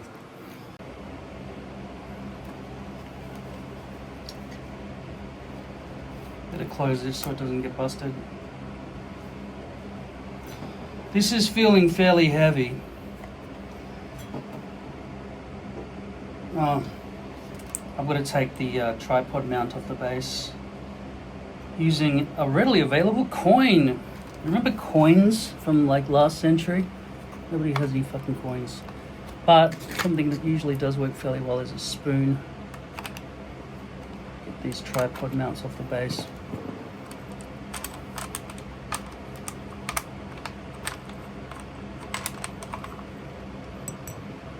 Quarter-inch screw there. A couple of others. None on the side. None on the top. And there's one on that side too. There's no way it would hold out.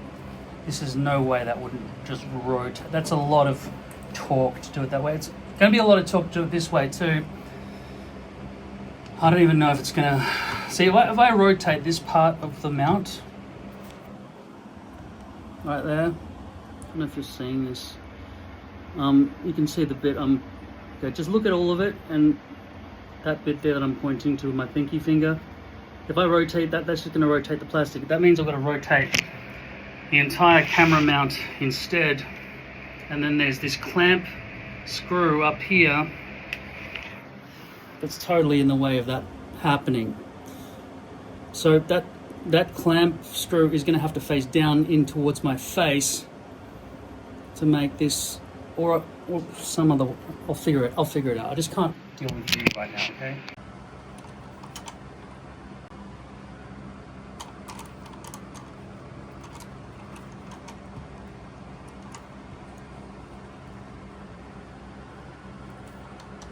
Everything's got some jiggle in it. That's pretty heavy. That's pretty heavy.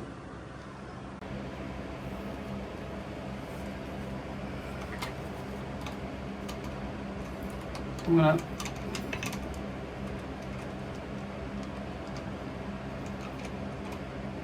try to clamp down over the center here.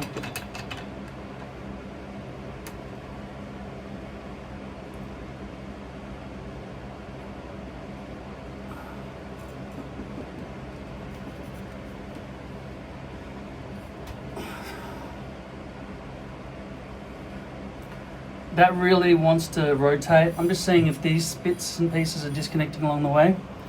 There's a ton of weight now. This flange here, sorry, I've got to rotate the camera around, this is ridiculous.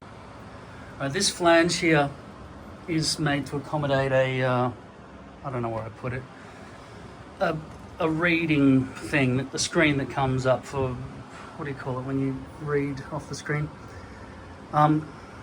For me to have this facing down with this clamp like this, it's precarious now. There's a lot of weight sticking out downwards like that. Potentially I could figure out a way that this is just hanging down so that the clamps are facing up and then the full weight is that, and then I go out on an angle. But I don't know how much that would help. I think it is helping this is not twisted sideways. I think this is a hindrance to have this extension. It would be probably more firm if I just had a single connection straight off the, if I could go straight out of the clamp itself. I think an accident's gonna happen with this. I really do. From here, I'm gonna have all these, plus I'm gonna have the, so there's the power cord that's gone down into the back of the desk. I'm gonna have to disconnect everything in the back of my desk to get this out to plug back in there.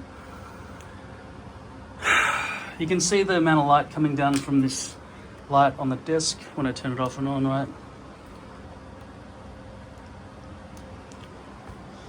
All for a light, whereas a little webcam would be light as a feather and just stick up here just to film down those puppets. Probably 4K capture, I don't know. It's overkill. I can never really see what's happening on this screen up here, and the menu options on this camera are a fucking nightmare. All in all, it works. It's staying there. I can now remove that pole and have that seamless, beautiful light coming through, especially at night time, which will be fairly soon, I think. I have no idea what time of day it is. Yeah, the sun's about to set over the city there in Melbourne.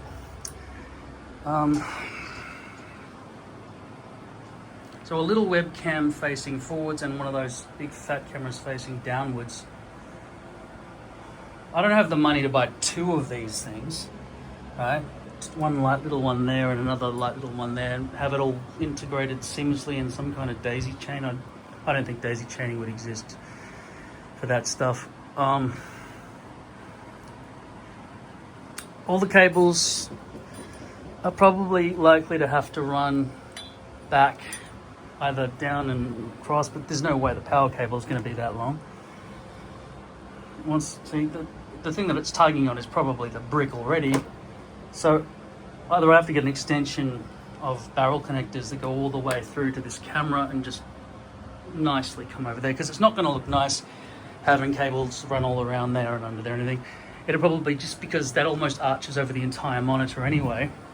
Let's just do the table up a bit. I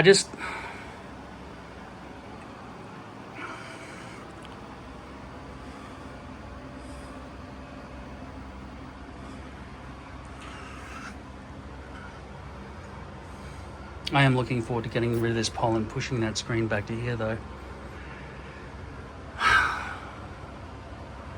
Look at that precarious pincer. Like, I'll go to bed one night and I'll just hear a crash. That whole thing will have swung down. It's got so many weak points. You see, when you rotate this handle here, it loosens that and that, unfortunately. It's not like I can tighten that bit and then not tighten that bit. I would think that if this was not sideways the way it is now, that hurts my finger too much to push it, but if that was not sideways, if that was facing down, I think that whole thing would start swinging in.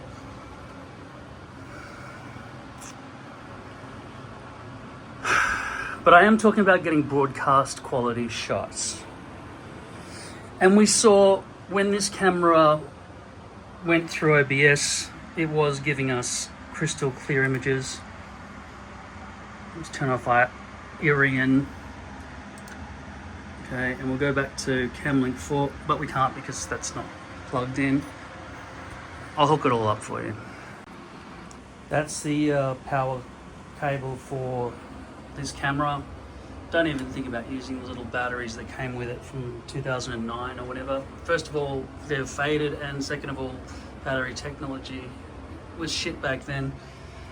As you can see, my monitor is pressed all the way up against this pole. You'll see now how I get in the back of this desk. When I first constructed this desk, before I pushed it up against the wall, I could move it out of the wall, make it easier on myself, but I can't be bothered, especially while I'm filming and everything with one other hand. You get your hand in under there, and you can mount other poles and things to it. It's just much easier if you're not pressed up against a wall. By the way, this width you're seeing here continues in width to a big undercarriage under there. As you can see, it holds all those cables through there, but they're blocked from vision by about that much desk. So there's about that much extra width for cable management under there. So that's unscrewed. Take that out.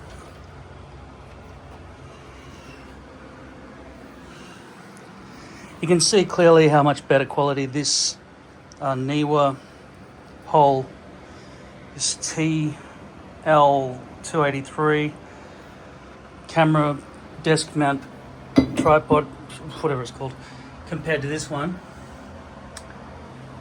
This one goes much higher, and this one stops right there. And also this has got a nice twist and pull for both distances, so it goes up fairly high, and that one's quite short.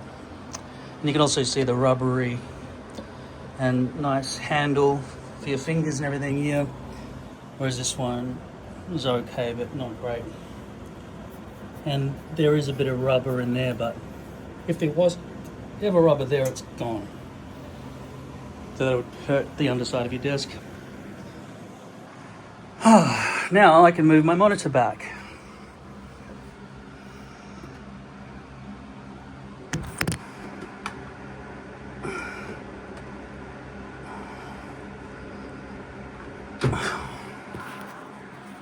That makes a hell of a lot of difference. And I'll angle that to be nicer as well soon. But look how much more desk space I've got when that monitor is pushed all the way back where that pole was. I mean, that pole was actually forward of the screen. I've pushed it back that far. I love the Kogan arm and screen. It's just fucking awesome. Really. And this mount is really going to change everything and enable me to do what I need to do. Just move all this shit out of the way, okay? And just have a much bigger desk. So I'm glad to be rid of that.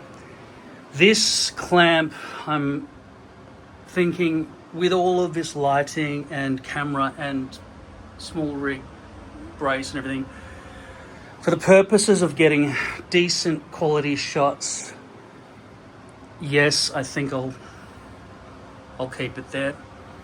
And for the secondary camera, I will research what it's like to have a little webcam perched up here, I guess. I think that's what I'm going to do, I think. Okay, so based on my setup here, the power cable coming out of the base of the camera over there connects to this little extension that comes down to this snag problem, comes down to this brick, and there is enough distance for me to plug all this in with the cable just coming over the top of the monitor like that. Obviously when there's a webcam there, I'll try to make sure that cable is not peripherally in shot. So from my computer, I've got this HDMI Amazon's HDMI cable running all the way up through the desk and up into the converter cable.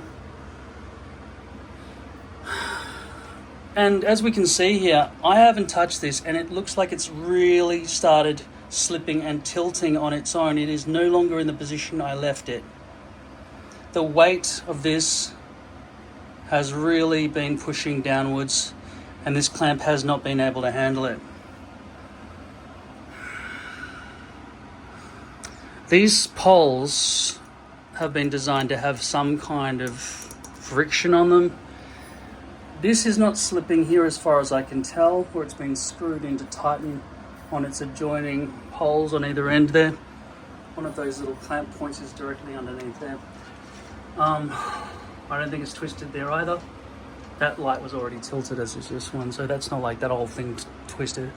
It's just this, right? It's just this grip point here not wanting to hold this weight. The whole reason I got this rig was to be able to tolerate a lot of weight, and I know that having this thing jut out this far is asking for trouble, this much weight. I should shorten that, swap that with one of these lights so that the one that came with it can go over here for something lightweight.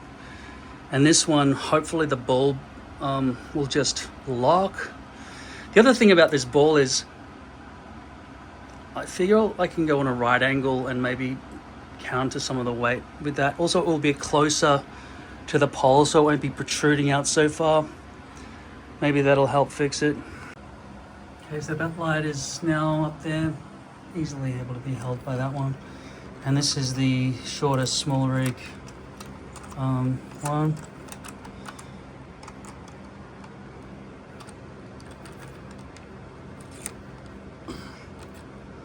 That looks like that's going to slip and rotate freely at multiple points. We'll see. The camera in the light stand itself can be tightened just there. Just looking at some of the weak points here, any rotation will unscrew it from the base instantly. Luckily, there's not going to be much rotation in that direction. this will slip, the ball will slip downwards, so potentially I should avoid having that pocket facing down where it would fall. I need to tighten that and rotate this by loosening that, and then maybe it'll just lock by not being able to fall any further once it reaches the edge of the metal there. And hopefully this won't take my eye out when I come to sit down with that hole in my face. As predicted, the ball joint was a weak point and it's forced itself down there, brunt up against that metal, which is why I put the little indentation at the top so that it wouldn't have the option to do that. I do think sometimes that I might want to film using this camera towards myself when I'm playing guitar and everything, but not sure about that yet.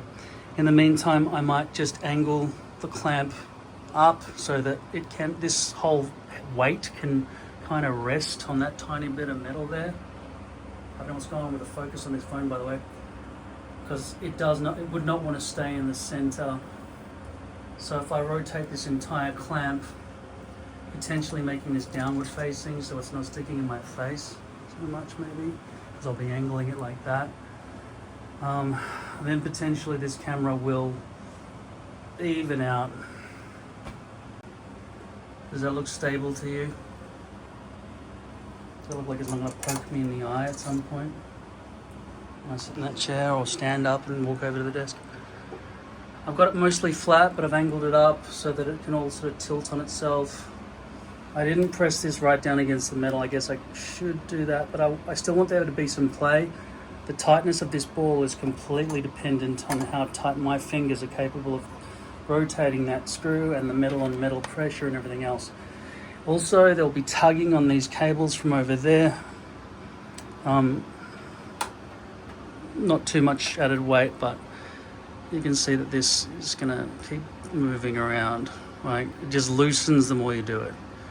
Right? Just the slightest tap is going to make it fall. I really do have to press this right down against the metal so there's no chance, and then I have to rotate this on even more of a probably 45-degree angle to get that to be flat, because look at the angle at the moment. Okay, so I've connected the micro HDMI to the fiber optic HDMI cable. The power's connected, it's all going down behind the screen. The USB plug for this light, which goes in there, is this one, and that's not long enough, so I'm going to go get myself another USB-C cable. Okay, so just ignore all those guitar and microphone cables and everything. That's the setup so far. Those three cables, I had to put one out of here because that's where the socket is. They didn't have a 1/4 inch on the other side of this light rig.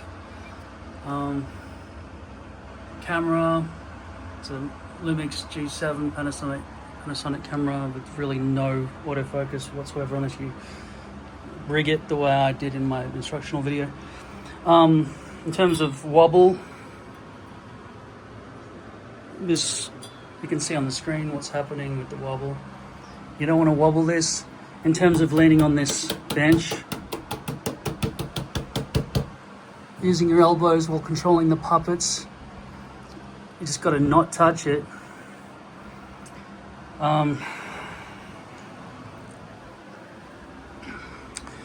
These lights are controlled by the Neewer app. I'm not going to go into it now. I can add color of different types and whatever. 256 colors or something. And dimmer, and different types of lighting, whatever, right? This one has just warm and cool. That's warmest color, that's coolest color, and in the middle is that lighting. Now, if I don't keep this lighting the same for every shot, I'm going to have a lot of trouble color correcting in the end, right? At the moment, my keyboard is clearly backwards, so I'm going to right click in there, go to transform, go to flip horizontal, and now we're back to normal. In terms of latency, you can see my real hand in relation to the response time on the screen.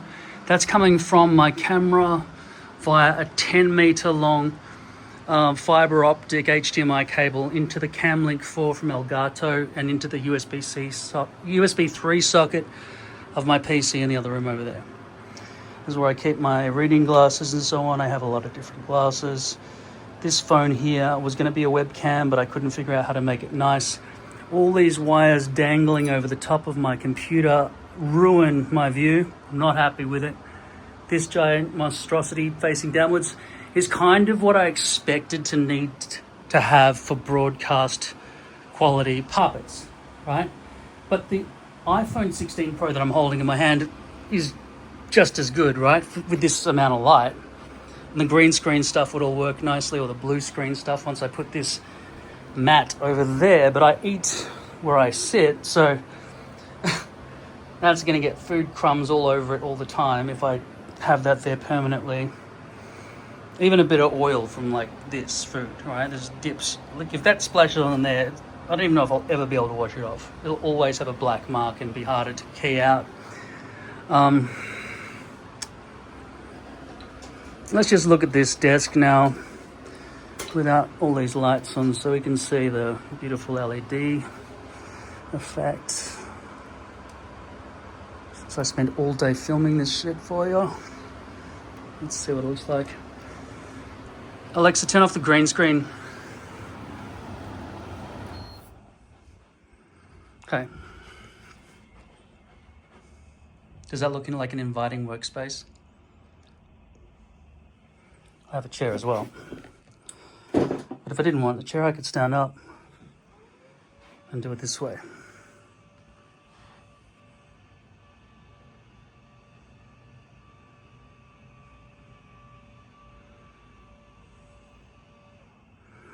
Just walk over, either do puppets standing up. Gee, that's good lighting from just that, lighting my hand. That camera's doing well. It's in IA mode. You'll have to watch my video on how to get the Lumix G7 working properly. But that's pretty good with low light, isn't it? I mean, there's no webcam that can compete with that. There's practically no lighting at all. And it's still great. That's a screen I'm filming right now. Real life. Now with the overarching light up here, do I trust it won't swing down? I've got to say, I trust a lot more that it won't swing down anymore now that I've shortened the distance. And I used it on this little light over here. And I'm sorry I can't really, I mean, if I set up the Neewer thing from this phone, if I'm not going to use... Do you know what? This phone could now be used as a lighting control system for my Neewer lights. But once I've turned them on and off, I just set and forget. Because I hate having to go into the phone that I'm using to control the lights. I just wish there was a desk controller like the desk has, right? You just go through the menu system like that. It's just much faster. I can't see what the menu options are by toggling that, and there are hundreds of them. So, but for the lights, I mean, I'd have presets. Clearly this one's already got some warmth or something.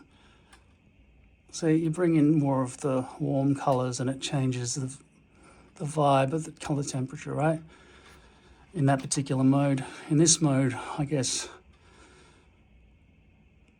I don't know what it's doing. There are a bunch of different modes. Anyway, in terms of using a DSLR camera dangling off with the lighting rig surrounding it, it looks like it will hold. This is not in my face, this is the SmallRig clamp. The clamp that comes with it would stick out too far to hold the DSLR. It slowly twists over time. This might also slowly twist over time and just fall off, I don't know, and break everything, I don't know. For me, I've had to run all these extra cables down over my monitor, which is ultra ugly. A real shame. But apart from that, I like the images that it's capturing here. Sorry, I've got to remember where the camera's pointing. It'll do well. The lens I've got on it is a zoom lens, so I can zoom out further. And because of the settings I've rigged up on this camera, I'm getting good autofocus.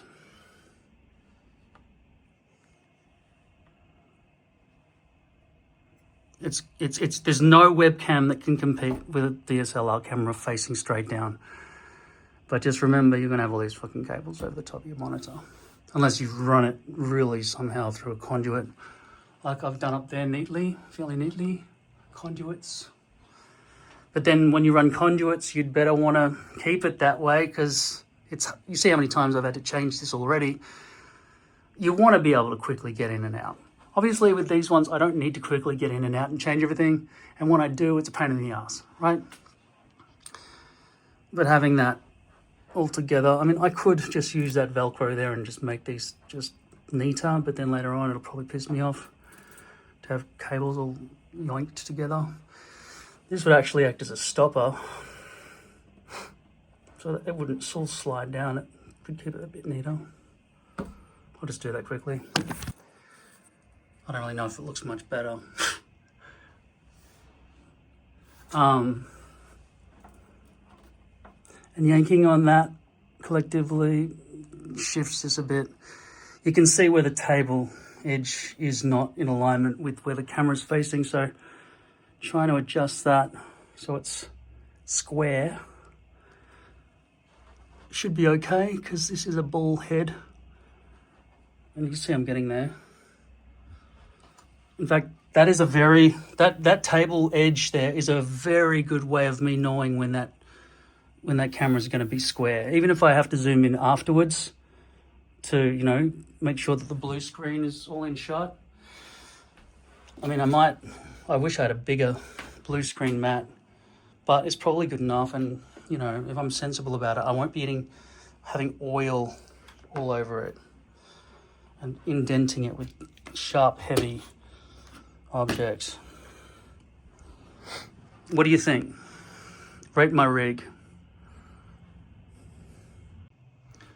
These are the RGB190s from Neewer. I love them, right?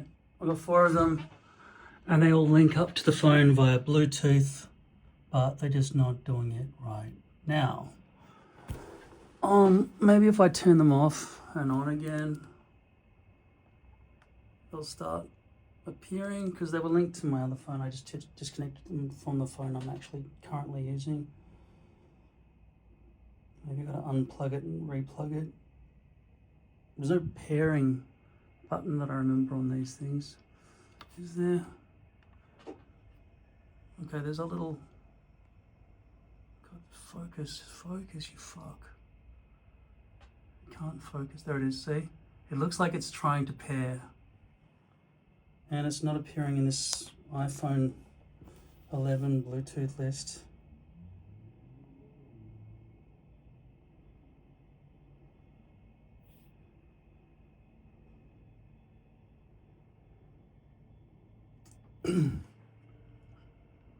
Do I have to do something? I don't know.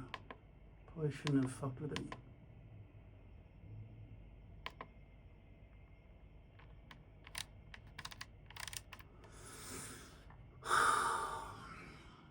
Still not appearing here. You know, I think I might have to unpair it from the phone that I'm using, even though I've switched Bluetooth off. But why wouldn't it automatically seek out a new one? I don't know. That's fucking bullshit. Okay, so I downloaded the Neewer app. It was impossible to log in. Didn't understand how to send me an activation code or my password or anything. It found 4 devices inside the Neewer app when I went in as a guest. I don't know why I need to be logged in the first place. And now from here, I can turn off one light at a time. It's not finger friendly, right? I just turned it off and on again. It didn't do anything. I'm going to go into Bluetooth and just double check this is all okay. They're all connected. in the Bluetooth menu. Go back into the Neewer app. I don't know why that didn't work just then. Rename, no, just group. Press plus to add scene to groups. Lights control simultaneous control of the lights when a group for the creation of optimal lighting scenes. Used to create a continuous flow of light effects from multiple pixel light stick devices. I'll just do light control here. I'm going to select all 4 of these, I guess. Confirm configuration. So it's a group. Now what do? Who knows? It's very Chinese. Okay, so I turn that light on and off from here. You slip your finger a little bit and it just goes somewhere else. It's not finger friendly. You've got to use a fucking toothpick. Now I can't look over there and press this button. Oh, fuck. Now you can see the room's lit differently. Fuck. Alright, I've turned off all the lights except this one now. I'm gonna go through one by one in this group. That one's not responding. Oh, fuck, man. And now you can see all those other lights have responded. Don't know why this one is not. I'm gonna turn it on manually like that. Is it brightness? Is it even got power? Looks like it hasn't got any power. I don't know. Holding down the, okay, there you go, there's the power button. Now, will it respond now? Yes, it will. Okay, it was just having a little fart attack. I don't know what all this stuff does, right? Controlling brightness, I guess, would be if I click this button here. I don't know. Well, that's the brightness, is at 0, okay? Put brightness at 100 at 4400 Kelvin. With it change the color temperature on the side there. Yeah, so that's lowering it to 3200 Kelvin and brightening it up to 5600. This is the times we live in, all this fucking Bluetooth cables not working shit. In the future, I don't think this will be all a big motherfucking problem, but it is back in this day and age.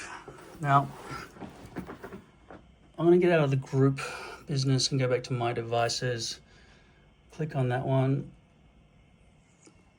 I'm able to control that light with my thumb, right, and brightness and color temperature.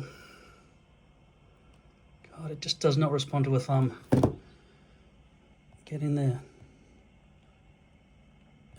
It's not responsive. Okay, you've really got to land on it. It's just Chinese coding, once again, because they don't know what the fuck they're doing. But they make everything we own, so we just have to fucking deal with it. There's different, the CCT mode, I guess that's color, something, temperature, light sources, don't know what that means. God, it's fucked. Tungsten, all right, so I guess studio bulb, it's doing some presets here, okay? Modeling lights. Okay, light sources, source match. Neewer would like to access your camera. I'm not. Tap to select. All right, so I guess I'll shoot it at this cloth here. I'll tap to select that. Now, I guess that's the color it thinks it is, and it's tried to match that color.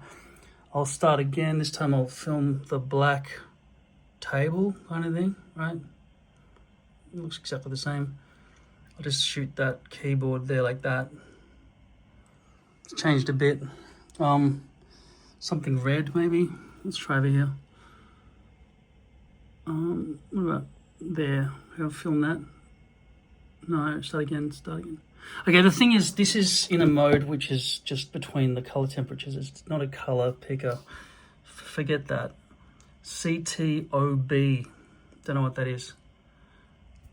By the way, these lights are probably not even for sale anymore, but this does give you an insight into the Neewer app.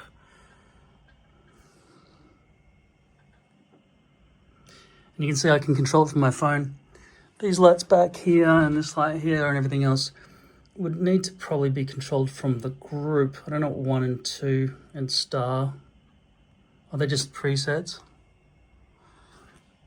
RGB settings, picker, color picker, probably similar to before, but this time it might actually work. All right, that did kind of work straight away, very good. All right, FX, okay, so police lights, what's that, ambulance, and fire engine, it works. And then they're like emergency service ones, and then it's a very bad menu system, really. Like, this is supposed to be a candle, like if you want to be lit by a candle, I guess. That's party, and that's fireworks in the sky above you, I guess. And the third one is electricity, like lightning here. And then this one is like paparazzi. Okay, and that one is supposed to be a like poltergeist thing. And you can control the brightness on all three of these. So like if you wanted the fire brigade to be a bit further away from you, I guess, make a bit, the police one,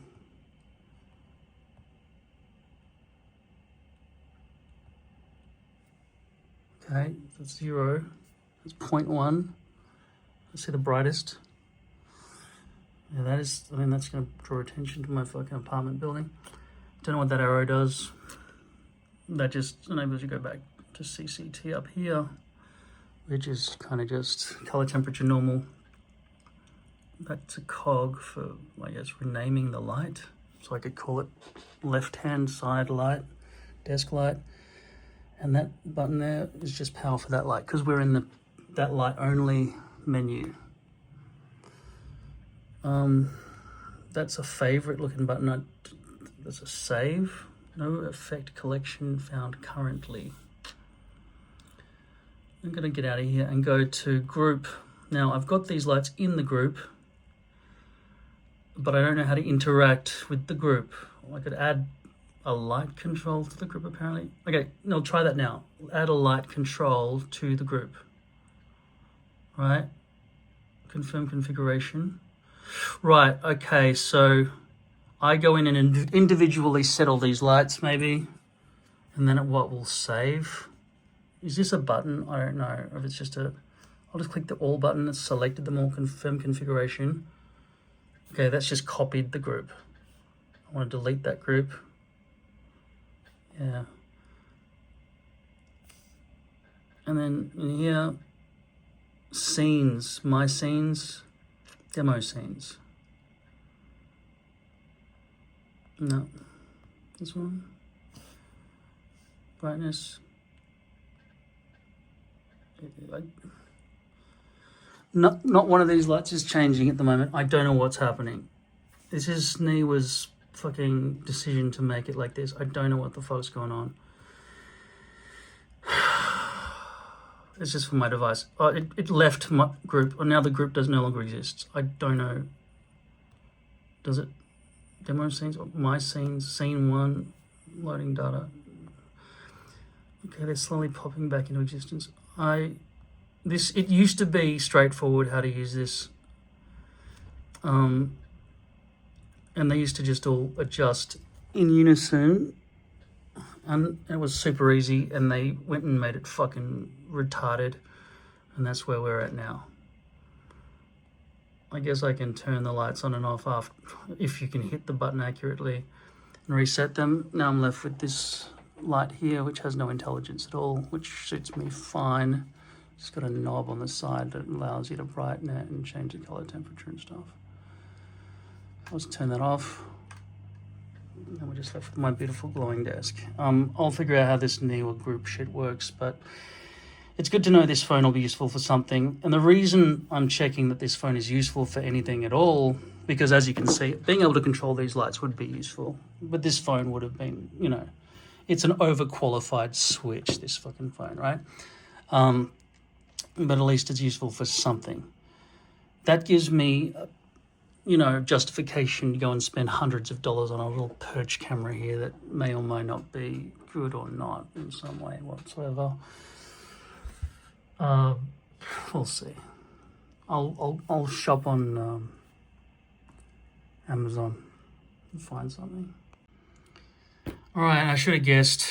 Okay, so I was trying to access the group here just by clicking here. Okay, the group does nothing, and now it does that. Why did it suddenly do that after I was clicking here 2 or 3 times and then suddenly went to that other menu?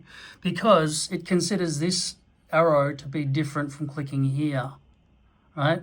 Clicking here on the name is different again from clicking the 3 dots, which is different again from clicking the arrow. It's very unclear, but if you click on the actual name, then you get into the group buttonage, right? And then that clicks off all the lights or on all the lights in unison.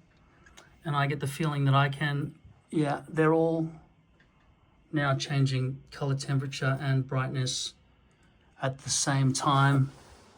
And I can do that down to 0, right, all the way up to 100 with my finger here, and same with color temperature for the entire group.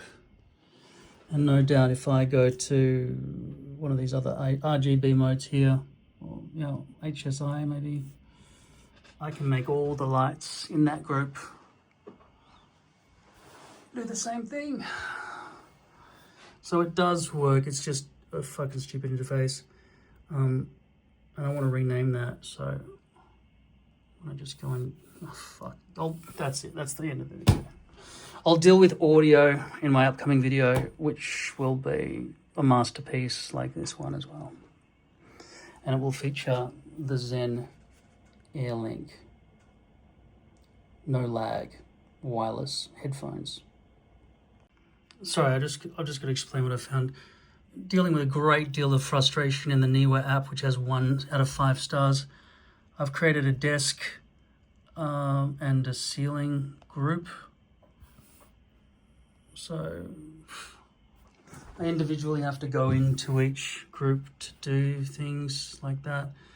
So because I want to be able to control all, right, so if I want to control the desk lights, I would have to click on not the arrow but the word desk, and then individually go in here and control that, right? And I think systematically I can move them together with their color temperatures, but only within the boundaries of this fucking mode here, horizon daylight.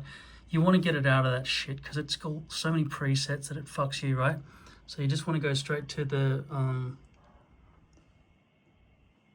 CCTV tab, then you can do that and just bring the brightness down to where you want it, whatever looks good on camera, and then whatever looks good in OBS, etc. Don't exclude the other lights from the first group. Just put it all in one group. So I'm going to delete that group. Okay. And then I'm going to go in here on 3 dots and edit group. That's their word for add lights. And I'm going to, I think I unchecked them instead of checked them. And then confirm configuration, right? And then go in here, and it's all called desk now. I want to rename it so it doesn't say desk because it's just a bit confusing. Edit group, no. Fuck, it just takes you all the way back. Rename, just RGB 190s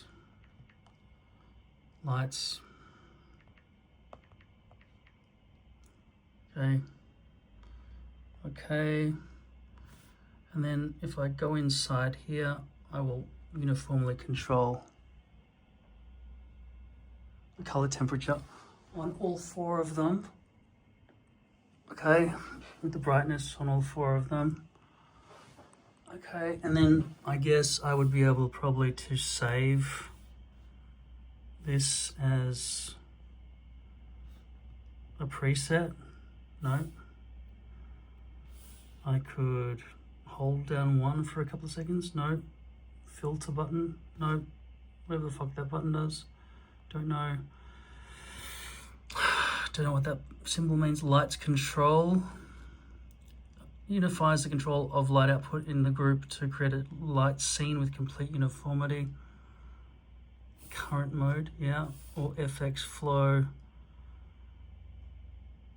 Only supports pixel lights or something. So I don't know what the fuck's going on with that. I want to be able to save preset 1 or 2. So I'm just going to press that button in.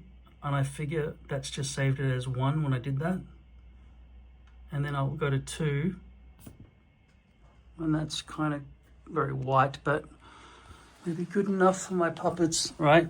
And then I'll press the favorites button now, and it says +1. I don't know what that means. Now when I press 1, goes black. When I press 2, goes back to that preset there. But I won't want those lights back there involved. I need individual lighting controls that I can save. Light sources. No, when you press group, you do not have control over a scene. It's just you're really grouping all lights. By the way, that is full on to have a police effect from every light in the room. Party, no fireworks. Let's get that party. All right, so now we've got a party going on. It's all they're great lights. It's just the app is so shit. And the interface on the lights themselves is shit as well. All right, I'm going to go back to CCT, and I want full control over scenes. Like, I want to be able to turn off individual lights. Here I can, right? I just turned off those two just then. And I could make these two part of one group, but then I don't have control over the other lights without... Surely there's a scene. What's this? Plus, search device. No, that's just to add more lights. What's this? Folder button. Is that to make scenes? Scene collection. Edit. Completed. What the fuck? What's this? I don't know. Bin all completed. Back button. Game over. That's it. What do I do here? What's the love heart? Successfully bookmarked. Yeah, leave it with me. I'm glad I've got a dedicated phone so I can fuck with this shit, because it's not... At least I don't have to get up there and manually touch the lights, you know what I mean? So having a phone to control it, and I don't think the Neewer app actually exists on the PC to control your lights. There's no reason for that. It'd be great to just open a little fucking window and just control your lights from your PC. It makes perfect sense instead of having to waste a phone on it. But that's Neewer. They cut corners all over the place. And sometimes they do good things, but they're just dumb people who have too much power. That's basically what's happened. They probably inherited some money from their parents in China somewhere, right? That's what's happened. Okay, I mostly figured out what to do here with this Neewer app. As you can see, my little iPhone 11 is sitting on its little perch. I've got these two presets in the group, 2 and 1, which I set as favorites. So that's 1. Let's remember both of these lights together. And that's 2. Now I could have added more lights to this group, like those ones in the ceiling over there. Basically, when you get to this main My Device page, you're already inside a scene. So there's no option other than being in a scene. You would be in either the demo scenes here, and you would select in those, and you would never choose that. Or you would be in one of your own scenes, which is just the default thing that you already start with when you first load the program. I don't know how to log in, I'm just a guest, right? So there's My Device and Group. My Device, if you press the power off button, that'll turn them all off, and that will turn the ones that were active back on. I've renamed them for left ceiling, right ceiling, although they've lost connection from being off too long, and now I've got to actually fucking go and physically get on a step ladder or something. Because if they turn off for too long, they forget they exist.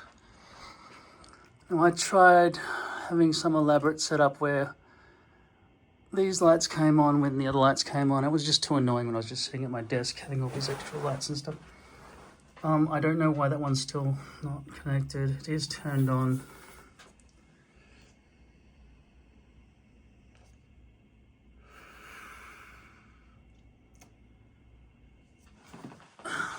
Still can't connect.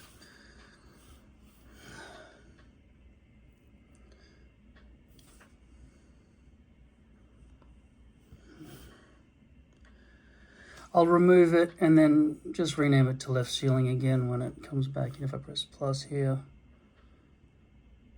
I mean, left ceiling is my left back there. So that's the one that's not connected, right?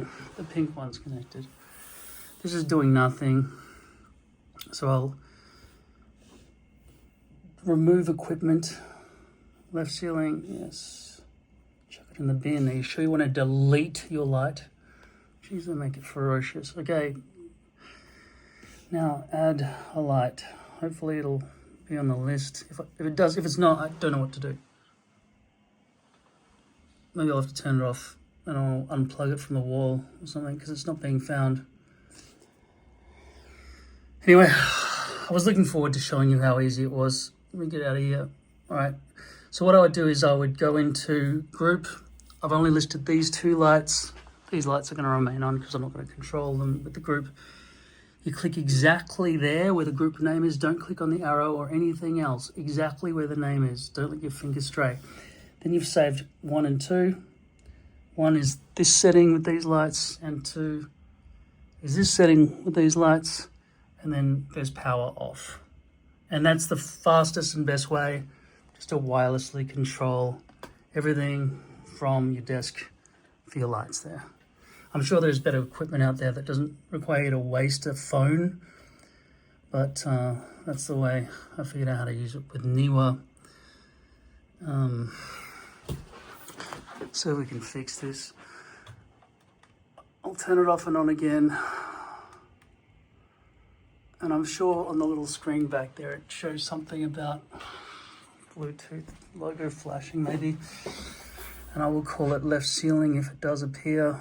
Oh good, it's there.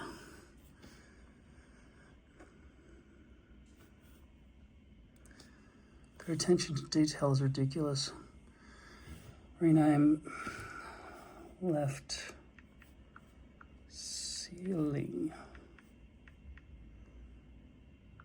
Okay. So now they all exist. Now I can uniformly turn every single light off and on here from this main page, and they'll just remember the setting that we're at. There's no option for other settings. The only way to have other settings is group, but then you can only do 2 lights that are one connected setting together, which is fine if that's all you need. And then for ceiling light, you would do a different group altogether. You would make a new group like this, and you'd include right ceiling and left ceiling, and they wouldn't be like that. They're going to be the same in the group. So if I go into the ceiling group here and I change anything here at all, those lights are going to uniformly, if I can actually get my finger on the exact right spot there, I can't, it's fucking, right there. Now they're just going to move and do what the other does because they're now a group. So if you want lights to have different colors, don't put them in the same group. And you can't turn a group off from the group menu. You've got to actually go into the fucking group, or go back to this scene page where my device is, and just manually do left ceiling and right ceiling and turn them off like that. And then you could just turn these lights on and off like that. And this will just turn all lights on together or all lights off together. I don't think there's any option for... Oh, fuck. You've really got to be careful where you press. And then if I press on and off, it's going to go back to just resorting to all of them. So you're better off turning off your non-essential lights here. Go to the group that you want. This is the desk group. I'll go in there, and I've got my little presets here. So that's the really low brightness with maximum whiteness. I can adjust this here from this little phone stand. My phone remains charging and is set to never go off. So because I don't care if this all kind of burns up internally and shit, because this is a disposable phone at this point. Maybe I'll sell it at one point, but I don't know. Even if I turn the phone off manually and I ever want to control the lights again, oh fuck. I just want to be able to get rid of that fucking password shit as well. So I just turn it on and off, and then I've got the controls. But then I need to turn a button just to get to controls. I'm sure there are better things like this Steam Decks and stuff, I reckon, nowadays that just make all this so much easier. So what I'm talking about here is using obsolete technology. I am gonna buy a webcam, I think. So I've got a front-facing camera, and I'll leave that. Hopefully it will not slip. It hasn't slipped for hours.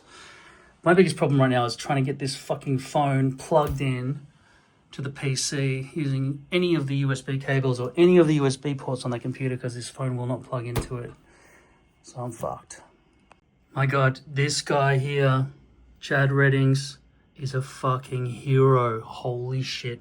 He has solved the way on this video right here how to get your phone connected to your PC, your iPhone.